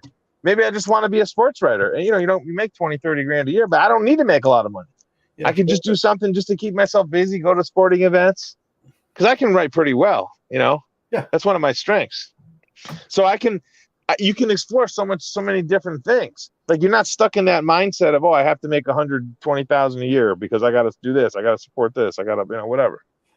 Like you're trapped. It's almost like you're trapped. And a lot of people get trapped. I have a friend, he owns properties in San Diego. He's multi-million-dollar properties, and he can't. I was trying to explain to him. I said, man, why don't you you ever think about selling everything and just retiring? I mean, like it never even crossed his mind. You know what I mean? Because he's got a child and he's got a girlfriend, and he just doesn't think that. Yeah, he doesn't think the way a Mgtow would. Like a Mgtow might just say, I'm going to sell everything and I'm just going to move to where I want to live or whatever. Yeah, that's such a violation of whose laws was it? The man moves from section to section in life. He should know when to end one section and start a new section. Yep. It's like either you fail or you won. And Joe, I'm like that way in sales. I've done sales for medical sales 20 years, and I'm like, this is my last one. I just accepted an offer. This is it. well, I'm gonna see where this goes. What's our buddy that had that book, Breakfast of Champions? What was his name again? Oh, the breakfast. But he had Bacana. How do you say it? Bacanism. Yeah. Yeah, I'm just doing a Bacanicism on this job because I'm like, this is my last one. I'm done. I said I'm done. I'm not going to interview for a sales job anymore. I'm done. This is it. I'm done. I'm not doing corporate world anymore. I'm finishing up my business degree because I might teach later. But you know what I'm going to do? This is it. And then my backup plan to this is just I'm going to teach because I have a teaching degree too. So this is my last sales job, and that gives me an opportunity to kind of just relax. And like you said, that's like you'll know when that time is over, when you don't want to do something, ending a part of your, this is it. This is, and then I feel the same way about the West Coast because I'm more of an East Coast guy. I was born there. I've been on the West Coast 20 years, but the East Coast to me is a better fit because I like the balance of the East Coast. I like the Four Seasons. Yeah. There's more of Italians there. I communicate better with them. Out here, listen, I communicate well with most people, but there's more Asians and Mexicans here. It's just a little different. The communication's a little different. I get along with everybody, but I have a better connection with the East Coast. So I already know that's kind of my, but you can do that when you're Mgtow. You can make those moves and make those plays. You can't do that when you're married. Forget it. Honey, what are we going to do now? It's really a terrible way to live, man. Yeah. Anyway. Yeah, I like here, but sometimes it gets irritating, right? When now, right at this point, you're just anticipating this spring and summer because it is absolutely wonderful around here in the spring and summer. It's like it's just a water wonderland. Oh yeah, you got all the good biking out there, and I always told my friend Joe, it's like, I told my buddy Joe, what were we talking about? I lost my train of thought. I just got a text. I got a text message. I got distracted. Texting me too. Yeah, it's just my buddy Joe, when I used to walk on him, he's like 80 years old. Yeah. This guy. So as long as it was over 30 degrees, we're like, yeah, we're going walking. But, yeah. Like we didn't care. As long as it's over 30, we were going to the state park in Syracuse. They got this state park. It's just probably one of the best parks in the country. And it's called Green Lakes, and man, it's unbelievable. And so we would go. We would just walk it, and man, there's nothing better. Like it's like I think a lot of it is like I know that's the thing about Mgtow too. Is like we always talk about like avoiding women and all that stuff, but it's also figuring out what you want to do with your life. And right? What are you what's best for you? Time? Well, what are you going to fill that other 89% of the time where you're thinking about women with? Right. And that's the thing for me. It's like. It doesn't matter. Like a lot of people say, oh, you're all set. You're in Vegas. You got a nice house, blah, blah, blah. Well, but that's what you think is what I should do. Yeah. But for me, I'd rather be in a city in the East Coast where the cost of living is low and I can get to a nice state park. And that's where I want to spend most of my time in my later years. So I'm not going to be that guy shaking his fist when when I'm ready to leave the planet, right? When I'm in my deathbed or whatever, I'm not going to be that guy. I have peace of mind because I did what I wanted to do. Figured out who I was, and that's what we were talking about with the reading. It's about figuring out your identity, figuring out who you are. Become the rebel to do that. That's right. That's part of being the rebel because. They have a perception of what you should do with your life and retire. Like a lot of people go to Florida. It's almost like they're programmed. Okay, you're 62, time to retire and go to Florida. And yeah, that might work for some people, but to me, it's just I always felt that was a weird kind of thing. I don't know. Yeah. No. You have friends like that? They just once they hit like when I'm 62, I'm gonna go to Florida. Yeah. Why don't you go now? Go like what's holding you back from going now? What are you gonna wait till you're 62? I mean, whatever. People got plans and they would, whatever. But the thing about traveling and going to a new place is that you take yourself with you, and it doesn't change anything. Yeah. My buddy's father did that, and then he was back in Ohio after a few years, and he was like, "There's nothing that changed. I thought it was going to change everything in my life if I just moved to Florida, and I got this little cottage on a waterway, and it was great, and then he come back and he said nothing changed except for I was far away from everybody I loved." I remember this guy used to play cards. His name was Richie. He was he's probably about 20. Oh, he was probably about 30 years older than me. But I remember I was like 26. I got my first sales job, and I saw him in the card club. We were talking, and, he goes, he told me a couple things that were really smart. He says, now you're making some serious money now, huh? Like, 'cause, my first job out of college was like, first time I made some really good money. Goes, oh, you're probably going to spend more. You make more, you spend more. He said, and then he said, one of the wisest things he said to me was, he goes, you can make more money, live a certain place there, but you can't escape from yourself. It's like you always got to have you. You're always going to have you with you. You're always going to be around. If you're not Huh? comfortable inside that body, then hey, yeah, it's always going to be the same. You're going to take yourself wherever you go. yeah, and if you're a miserable person, that's what you take where you go. A miserable person. This guy was like the wise guy of wise guys. He was like, he really was a smart guy. He really was. He was a professional thief and did some stupid shit, but he had a lot of he had a lot of critical thinking skills. Like, he was really smart for at least for his peer compared to his peers, right? He just had that mind that was a little off, but he had this lot of wisdom, like streetwise. He was probably the most street smart guy I've ever known. Like, he would take on wise guys and they wouldn't even know what hit him. Like, he would be 10,000 steps ahead of them, but he knew a lot of like life lessons on how to, like, that's a really smart thing to say. Like, I don't hear a lot of people say stuff like that. Like, it seems like it's common sense, but it's really not. You don't hear a lot about that. About you can't escape. Like, you can't escape from yourself. Have much in themselves to figure out who they are in life and why they should have different thoughts and why they should have an interesting personality, and that's they're investing too much in other people.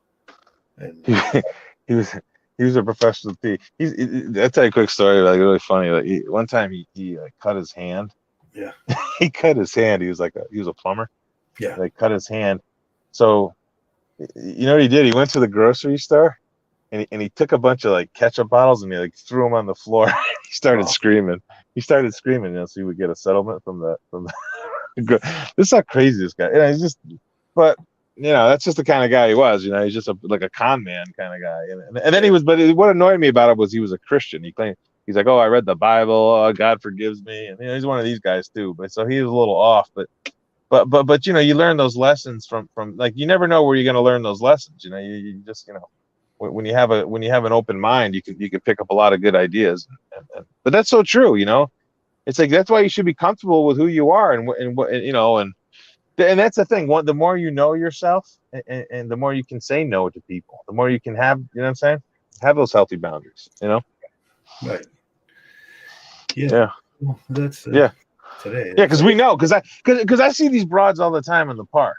And dude, you see how they dress. Talk about it. They dress like strippers, right? It's like, and I don't even. I just like go monk on them. The colorful yoga pants now. Yeah. I just go monk on them because I know myself. I said, I know what that is. I know that's a trap. I know that they're not. They're advertising that they're a certain type of person. They're advertising that they're a unicorn or whatever. But I know that's all fantasy. So where they're coming this way and I'm going the opposite way on my bike, and I'm like, hey, ladies, looking good, and I float right by. It's like I'm out of here. yeah, that's the best thing about having the bike too. You can get away from them. Yeah, it's like I'm 3 miles on the road. They're still thinking about what I said.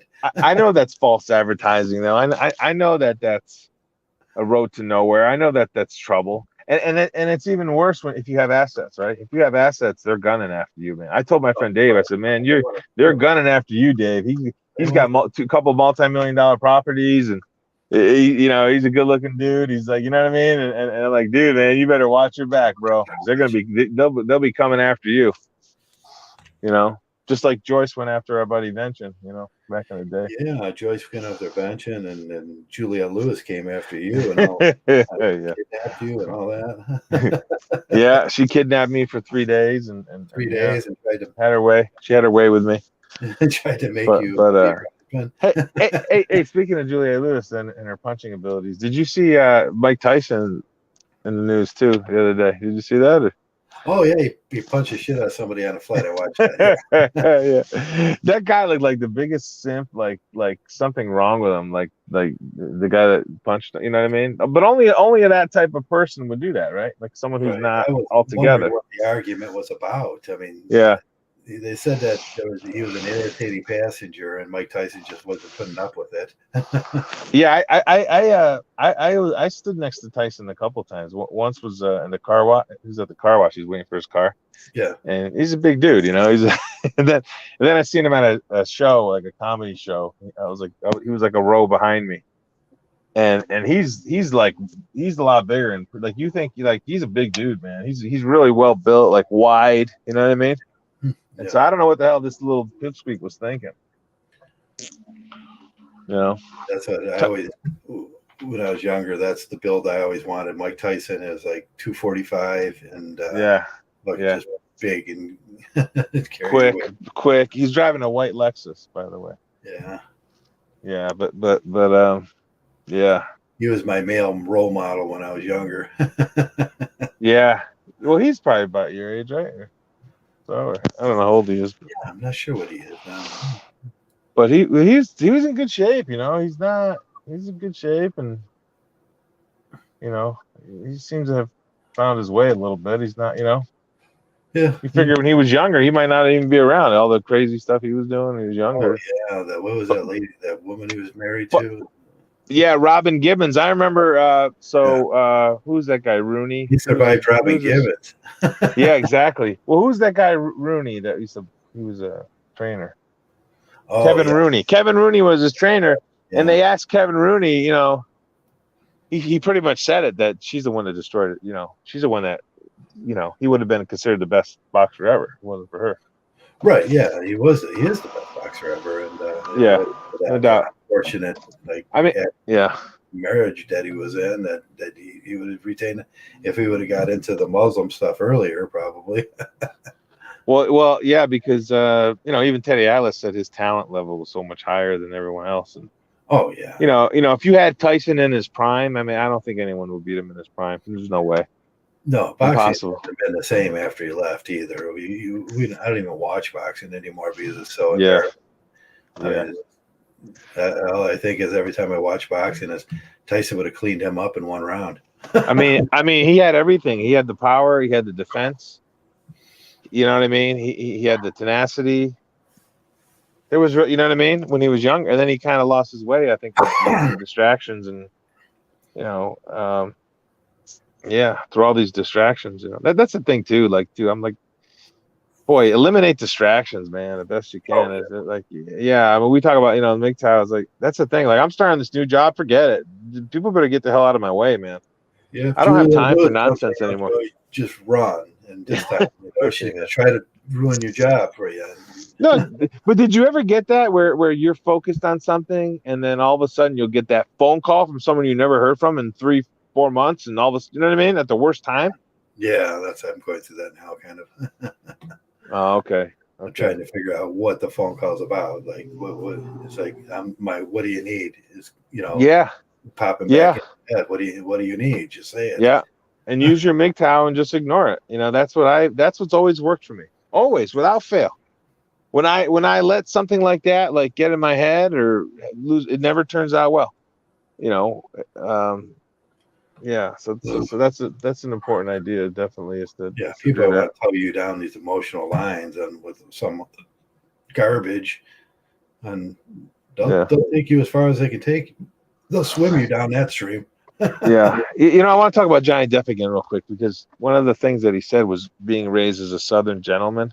Yeah. And how that line of thinking really, really could have destroyed his whole life, you know, and luckily he got out of that situation. But, you know, that's what led him to kind of take all that abuse all those years, I think, too, you know, just that line of thinking. He thought we thought that thing was going to work. He was lied to the same as we were. And then he found out that women don't operate that. They don't have that MO. They don't, you know, they ain't the waltz and unicorns that you think they are. That's right. I mean, fecal matter. This is the fourth time I've said it, but I want to kind of emphasize that. Like, here's a woman that's considered a 10. Most guys, she's a 10. You know, and she's fucking taking a dump on his freaking. Yeah, come on, Joey. Haven't you ever had a girl take a dump on you? Well, Juliette Lewis though, Yeah. her dumps smell like roses. Roses and peppercorns and Yeah, yeah. So, God, she's ugly. Is there? I mean, honestly, is there anyone like you said? We can't find anyone uglier than her on the planet. Is there? I mean, I don't think there is. Sarah Jessica Parker. Oh, I was watching. I was reading the chat from that last podcast we did. And Johnny Midnight was talking about that. Like, Yeah, but Sarah Jessica she looks like Dee Snider. Your backyard right now. Well, she says she looks like Dee Snider. That's what. Yeah, she does. Yeah, put a picture up. They're both the same. Yeah, is Sarah Jessica Parker in your backyard right now, wandering around? He's like knocking at the door, like Joey, let me in. Yeah. That's crazy, man. I give thanks almost every day that I'm Mgtow. Like I used to tell Jeff Burns that. I said, Jeff, no matter how hard life gets, you're a Mgtow, man. It's not that bad. Yeah, that should be. When Yeah. you replace the praying before you eat, you just give thanks that you're a Mgtow. Like good, fine, like whatever there is in the universe. Thank God, I give thanks that I'm a Mgtow, and then let's eat. Yeah. No, it's true though. We're very fortunate. I mean, I feel very fortunate because I was supposed to fall into because think about it, if I don't have those ideas, the ones that you put forth, and I'll give credit to Shining and Lazarus when they were before they whatever they kind of veered away from Mgtow core values, but like the thing is like if it wasn't for those guys and you and giving me those ideas, at least letting me consider a different path, like I would have definitely got married and had 3 or 4 children. There's no question. And I feel very fortunate that I chose that direction because quite honestly, I think I would have had either a heart attack or something. Oh yeah. I mean, I was downsized. I've been downsized 6 times in my career, and I'm a top performing sales rep. So that takes a lot out of you, when you do well in your job, and you still lose your job, and you had a wife and a kid, and all of a sudden you're downsized, and then all of a sudden she's gone. Another guy, and exactly, there's no question. She's moving up, hypergamy is kicking in, and she needs to have. She's got conscious by concern, and that's her concern right now, and she's going to run you over, and then that causes a lot of stress. I mean, I went through it. A lot of these guys went through it. It's a huge amount of stress.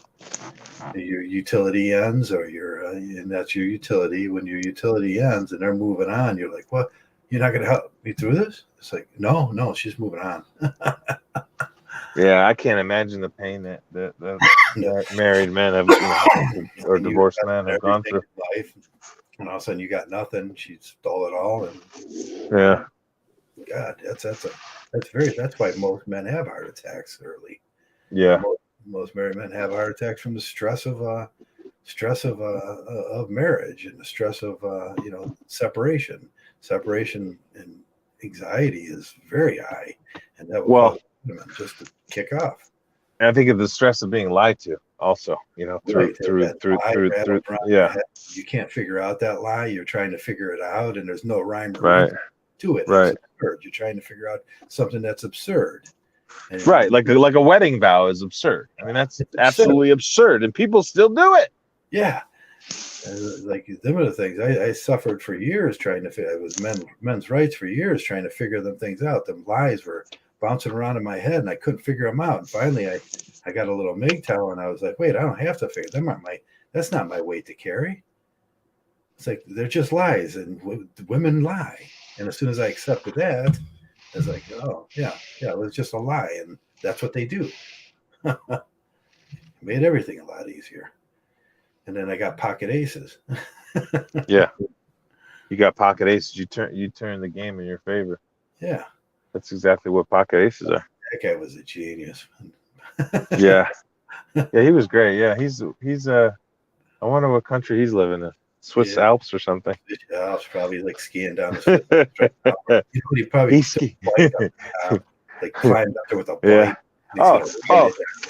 I'll tell you one. So I was at the library today and I looked up because I'm looking at backup plans all the time, and I was looking up the best biking cities.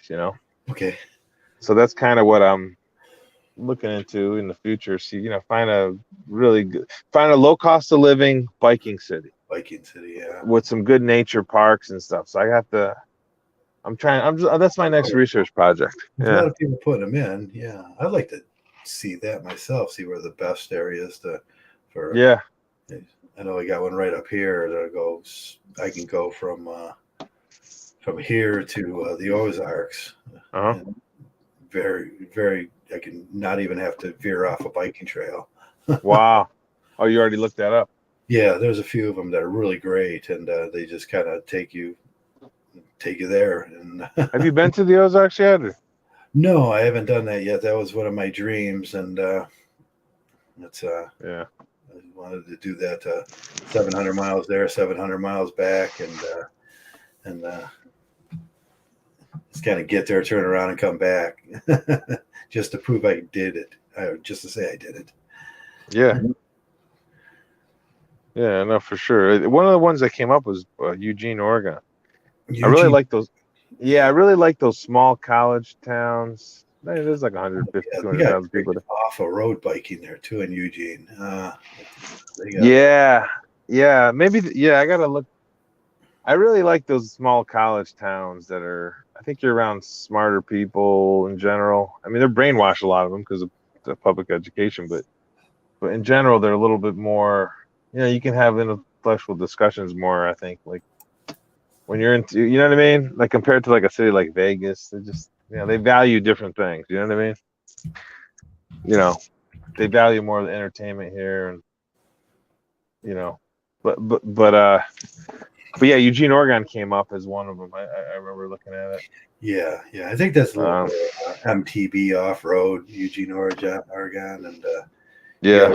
So if you're looking to travel, you want to do gravel biking, and I think Google's got the best. If you just put it into Google Map. Yeah. Oh shit! My Google's wants me to. Yeah. Google Map. Yeah, just put it in Google Map and change it from car to bike. Well, like when I was biking in Central New York. Well, that's what you could do to research it. Put in Google Map, and then put in car to bike, and then see. They'll show all the bike routes. Wow. Put what, cart? Would you say cart? A bike? Yeah, you know how you put the directions in, and there'll be a little car there. There's walk, car. Oh, okay, yeah. Do a bike path. Yeah, I follow you. The bike path, and they'll show you all the bike paths. Yeah. I remember reading like New Orleans was good because it's so flat, and I think generally, obviously, I think the flatter the city, the better for biking, right? Because you're not going up and because I gotta walk. I mean, I'm getting close to 50 here. I gotta walk the darn thing up some of these hills now. I can't. Yeah, we got some monster hills coming up out of the river valley that I gotta walk. Yeah, going down's fun. And, yeah, exactly. I seen a young girl yesterday. She was going downhill. She was flying. I'm like, man, to be young again and not worry about falling or whatever. It's like, man, she was like zipping down. I was like, man, she had a smile on her face. And yeah. I was gonna say, the last time I went to the park, me and my son, it was his son's girlfriend, and I said, come on, I'll show you the park. And we were driving down. There's a big drop off, and then I got off the bike, and I was like, let's walk. And right when I come around the corner, there was an ambulance there. There was a bike off to the side, and the guy, they were loading the guy into the ambulance. He didn't quite make the corner. Wow. Yeah. I almost fell today. Yeah, you can get up about 35 down that hill. Oh, yeah. 36. You got to really watch it. And and I think I'm going to start wearing a helmet, too, because I don't know if you remember the LA Lakers. They had a head coach. There's a new thing called Winning Time. I don't know. Yeah. You've seen that? I don't know. The guy for the Lakers, whose name was McKinney. Yeah. He was a coach, and he was coaching the Lakers when they were really, and then he fell on his bike. He hit his head on the right. Hit his head, and that was it. His career. Well, he ended up coaching in college later, but he lost it. He couldn't coach the Lakers anymore. Yeah, I keep my his whole life changed. I got one of those industrial helmets that you put underneath your hat, but I always forget to put it on, and they're pretty cheap. You should buy one of them. Yeah, I have a bike helmet. I know I don't wear it. I probably should. Yeah, if you're so confident, if if you don't like that bike helmet thing, I'll go get it. Let me go get it and show it to you. Yeah. And then, Well, I don't. I don't go too crazy on the bike though. The highest I'll get my speed is probably 20 miles an hour. You know, when I'm downhill, I'm always braking. But yeah, if you got the knee pads and the elbow pads and the helmet, yeah, them are okay. you can be a lot more aggressive. You know. And you could put this right underneath there. Oops. Did you ever hear a guy named Dave Mira? Yeah. He was a biker. Did you ever hear of him? Yeah, Dave Mira. Yeah. And He killed himself or something. He had CTE or something, but he was from Syracuse. oh, was he? He's from Okay. Central. He's from Chittenango. It's Central New York. Yeah, and you could wear your He was on, and no one even knows it's there, and you just put it right underneath. But there. this Dave Mira had CTE, and they think it was from all the faults he had when he was on. He was a BMX rider. Yeah, he was a BMX rider. Dave Mira was. Yeah. Yeah, well, he's from Central New York. He's like my age. High risk. He was what was that? The X Game athlete. Yeah. Okay. Yeah, because I was looking up. I was looking at bikers or bike. I don't know. His name came up. I was like, oh man, Dave Mira. Well, he's born the same year as me in the same area. Motorcycles and bikes and stuff like that. Yeah. Yeah, but it's good having a helmet for sure. Because like I said, when I go downhill, I don't go past. I probably don't do more than 20 miles an hour. I don't. Yeah. I'm braking all the time. Most of the parks now they have a little bike center. Before you get on the thing, you'll see the little things. Just tighten your brakes up and check everything, make sure they work, and just do your right. Yeah, right. I had a front tire that was wobbly because I didn't tighten it up. Right. Which is really stupid. You have to check it all the time. Your air pressure, everything. Yeah, check your air pressure. Look at your spokes. See if you broke one. You gotta eventually get a spoke tool, and I probably do mine because it's electric powered bike, so I break them a lot, and the electric kind of goes against the grain on it, and it pulls I redo my spokes probably once every 2 weeks, and sit there and make sure they're butt 20. I usually keep them at 27 pounds. I'm going to move that down a little, see how 20 pounds are on it, or 20, whatever the measurement is, kilo something per, whatever. But yeah, do them things, and you'll be safe, not sorry. I still can't figure out how not to get flat tires. Yeah. Those are tough. I tried the tennis guards, and I tried the cush cores, and I tried the strips. I tried everything, and I still get flat tires. Yeah.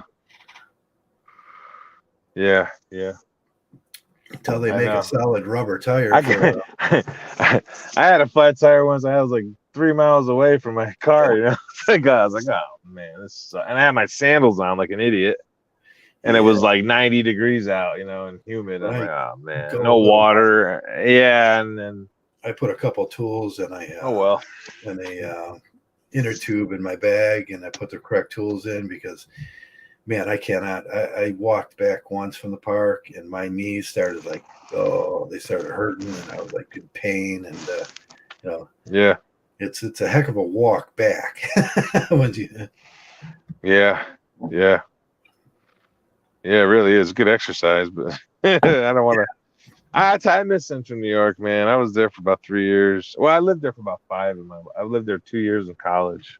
I was in graduate school, and then I lived 3 years recently, but it's just, I just missed the just the what do you call it? Just the tranquil, serenity of it all. Just the no traffic, little traffic. You got more nature. Where I live is nice too. It's quiet, but you got more of a metropolitan mentality here. I don't think it's as I don't think it's as good. One of the nicest places in the whole world. Yeah.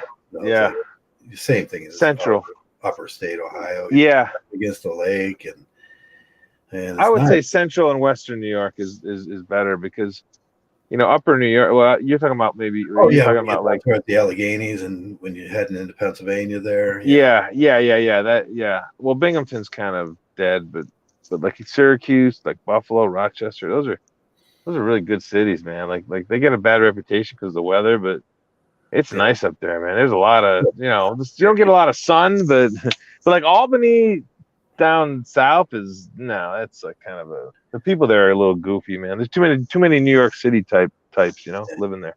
I found my favorite city in the whole world, Upper New York, Lewiston. Oh, okay. Yeah, I don't know where that is. That Buffalo? Is that near Buffalo? Yeah, it's outside of Buffalo, a little But yes, that's Western New York. Yeah, that's Western New York. little farther down from the falls, and they got Niagara Falls. Yeah, they have I'll do Buffalo. They have Art Park there, and then there's a little puddle of bicycling, and then it's right up against the river, and they got a couple of great little restaurants, and the people seemed like really like it's like you pulled the people right out of the 50s. Yeah, the people in Buffalo are like the nicest. They're like the best people you're ever gonna meet. They really are. I mean, like Syracuse is good too, but Syracuse is a little bit rough, Yeah, But like I you never can met start anybody getting. from Buffalo I didn't like. Yeah, no, that's how they are out there. They're very friendly, and yeah, that's just how they are. It's a culture. It's the culture there. That whole part of the country. Syracuse, the people were really nice, but we were going there. There's river fishing. They're a little rough. Syracuse is a little rougher. Yeah, there was we were standing on this bridge. But they're okay too. Sorry about there was a mentally ill person, and I was just trying to figure out how to deal with it, and somebody ran over. It was like one of the residents ran over, and like, sorry. Yeah, they got good fishing out there in Pulaski. You ever hear of Pulaski? Pulaski? Yeah, it's Pulaski, New York, or yeah. I probably know. They got the best salmon fishing. They say it's the best. Fishing. They say it's the best in the country. Yeah, that's what they say. You go up there a lot from anywhere from down to for salmon fishing was the best. Yeah. But Southwest is nice too. I like Southwest. I like the desert. It's pretty cool. Like it's you got the landscaping is obviously a lot different, but we got that sun, man, every day. Yeah, that sun comes shining every morning. I got these little like sun. What do you call them? What do you put them on your roof? What are they? Little sun. I got a couple of them. Like what are they called? Sunspots. I don't know what the hell you call them. You're on like the roof, like a roof of a house. They'll have like a sun. Oh, the little energy generators. The sun. Yeah, it's like a round little. Okay. Yeah. It's like a sunspot or whatever you want to call it. Like solar or whatever. It's not panels. Yeah, the sun comes in through those. It's just what you call it? I don't know if the term is, but I love it because like every morning, it's just that sunlight comes in through the house, and I get all that sunlight in my house, man. It's like that's great. I always wanted to. I love it. Sunlight's up in my house. Yeah, I have to go through like 2 sections. Yeah. But my mother, I remember she came out to visit me, and she saw those, and as soon as she got back home, she had them installed in her house. Yeah, they're not very bad to have installed. You just got to build off the. You got to build the thing around it because it goes up through the attic and whatever section attic you want to cut out. They're pretty easy to install. Yeah. Well, you know how to do that stuff really well, but they're totally worth it because there's nothing like that natural sunlight getting into your property. Like really. Yeah, and you grow your pot plants. That's what's good about out here. What's that? You grow your pot plants. Yeah. Oh yeah. Yeah. Well, I guess it's becoming like a. See, I gotta look into that too. Why is the government so like gung ho about having all this legal pot now? Like they can tax it or I don't know. Tax it, and they don't really care about the people. I don't know if you didn't. No, they don't care about people. No. Year of the 60s and 70s, but man, I seen the worst kind of burnouts back then. Wow. Yeah. They looked at pot like everybody had it and everything, and we got the worst kind of burnouts. And I got to witness it, and I was like, these people are fucking ridiculous. They smoked themselves into like some Olympian or something, and they can't get off the couch, and they just burnouts, and they talk. Yeah. It's like they have like an 80 IQ or less, I remember this guy, old timer, telling me because we were talking there was this guy named Mitch. He lived in our town, and he was always mumbling and talking. Yeah. So I said, "What happened to Mitch?" And he goes, "He started sniffing that glue." Yeah. And then the glue led to whatever other drugs and stuff, and he was just that's it. His life was his brain was fried. Yeah, it's like I Yeah, don't his brain see. was fried. Oh, Started yeah. sniffing glue. Just a bunch of friends getting around. Hey, I'll start sniffing some glue. Like he was a teenager. He started sniffing glue. I'm an And anti-drug person. yeah, me too. The abusers screw it up for. There's people in pain out there, and they can't get their pain medications because of the fucking abusers. Yeah, And it's just really a problem. me too. I'm lame. I've never tried pot. Like it's really ridiculous too, because I went to these liberal schools and like really liberal, like art school. Like this one school I went to, I started out, it was like a artsy kind of school, and everyone smoked pot, and I was like the only one. Like, I just never got into it. I just never saw the purpose of I it tried for whatever reason. Every time I tried it, it always left to paranoia, and it's like no. And I joined the army when I was 17, so I had very little chance to actually try it. But it just leads to paranoia, and I just seen when I was doing my observations on the kind of people in my neighborhood and everything, the hippies were still big, and I was like looking at them, going, man, there's something. They're just stupid. Yeah. They're just stupid people. Well, And were they originally that way? I asked myself, or did they smoke pot into that? Did they smoke their way into being stupid? And I think they smoked their way into it. They smoked their way into being stupid. Yeah, I think that's the way. Yeah, they didn't replace it with more productive things. Like I played sports a lot. That's what helped me. Yeah, you become a burnout. You're right. Useless, and it's just and I felt the same way about alcohol. I just never, my father drank every day pretty much, so, but I never got into it. I never really drank a lot. Yeah, I just after my divorce, I tapered down. I didn't drink for like 12 years after my divorce, and it's like if I knew it, but while I was still in that marriage, I drank a lot. Yeah. Oh, because the marriage made you making me drink, and as soon as I got out of the marriage, I was like, I don't need to drink no more. the marriage. So when you were married, all that stress led you to drink, so you can get like a problem. Yeah. Yeah, because were you facing like a situation where you were starting to realize you got lied to, and this is all bullshit? Or? Yeah, she was like slowly pulling away. It was becoming cold, and it was like I could see the reality of it was this is a big lie, and that's the only thing that's going to happen. And after it happened, it's like she's was what she was, a lying, cheating stripper, and I could never see that.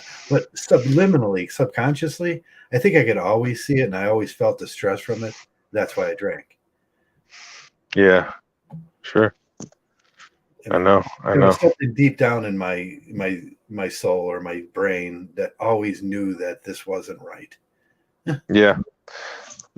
Just trying to figure out, just trying to scheme ways to figure out how to make it keep going on, so I wouldn't get hurt that much.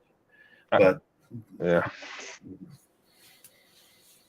Well, I remember the last serious relationship I had was probably, I want to say almost 18 years ago. It's like I dated this woman for about a year, and I just didn't like the way she's kind of like controlling me too, even though she was. Yeah, it was controlling, and it was you have to take. Yeah. If you're in a relationship, you're going to have to take some abuse. Right. Exactly. And she was like, I remember one time I was talking to her about my work. I'm like, this happened at work, and she goes, this is making me stressed out. You talking about your work all the time. Like it's like that was one of my red pill moments. It's like, oh, she doesn't give a shit about my work. Right, that momentary abuse where they're snarky and they're inaccessible, snarky, and basically women can be very cruel, and they figure out which buttons to push, and then there's unexpected moments where you're just sitting, doing some paperwork at the table or sitting watching a show or something, and they'll do something really cruel, and you're like, what the hell was that about? Well, and they'll remind you about stuff you did 18, 19, you were 7 years ago. You're such a failure before I met you. It's like, yeah. That was fucking. Well, you could be the guy that does everything right for like 10 years straight, and then she'll remind you of one thing you did wrong, that one 4 years ago. Like, they bring up the buttons they push, that one failure. Right. Yeah. Yeah, exactly. Remember the And we time? all, Yeah, as children and kids and young adults, we have those failures. You know, during your 20s, you're just sure, learning how to do this. You're gonna have if you have someone sure. pushing that button for the rest of your life on that one failure, Yeah, like, that's horrible. You know, but they will. they will. They never forget it, and that one bad. It's like I said, that one bad moment It's like Johnny Depp. The one bad moment you had, they'll never let you forget that. My friend, he was married 17 years, his first marriage, and his kids. You know, he has an on and off relationship with his two girls. They're now in their 30s, but he said, I go. So what happened with your? Because he had a good relationship with the younger one. He goes, what happened to the younger one? She goes, oh, she said she was upset with him because there was like a 2 month stretch during those 17 years where they didn't have health insurance. It's just like, I don't know, as a Mgtow, I knew that was ridiculous. Wow. But could you believe that he paid his child support payments to the woman, on time, like for 17, whatever, however many years, right? And then that's the only thing that he did wrong, right? Like in their eyes, like they went 2 months without health insurance. One thing, it's like, That's crazy. That's crazy. Isn't that insane? I thought that was absolutely insane. instead of saying, "Mom, why didn't we have health insurance?" You're the Right. you're the party that was supposed to be responsible. Right. Go down the man and say, "No, that you're responsible for that because obviously she's a child." Right. And that's parentage in the United States. We have this parentage where women are considered under parentage, and you're still responsible. And that's what they told me. You're still responsible after divorce, after you're living on half your money, after you're living on through that whole horror, you're still responsible for everything. And that's the parentage part of it. Yeah. Like they're still they have no agency at all.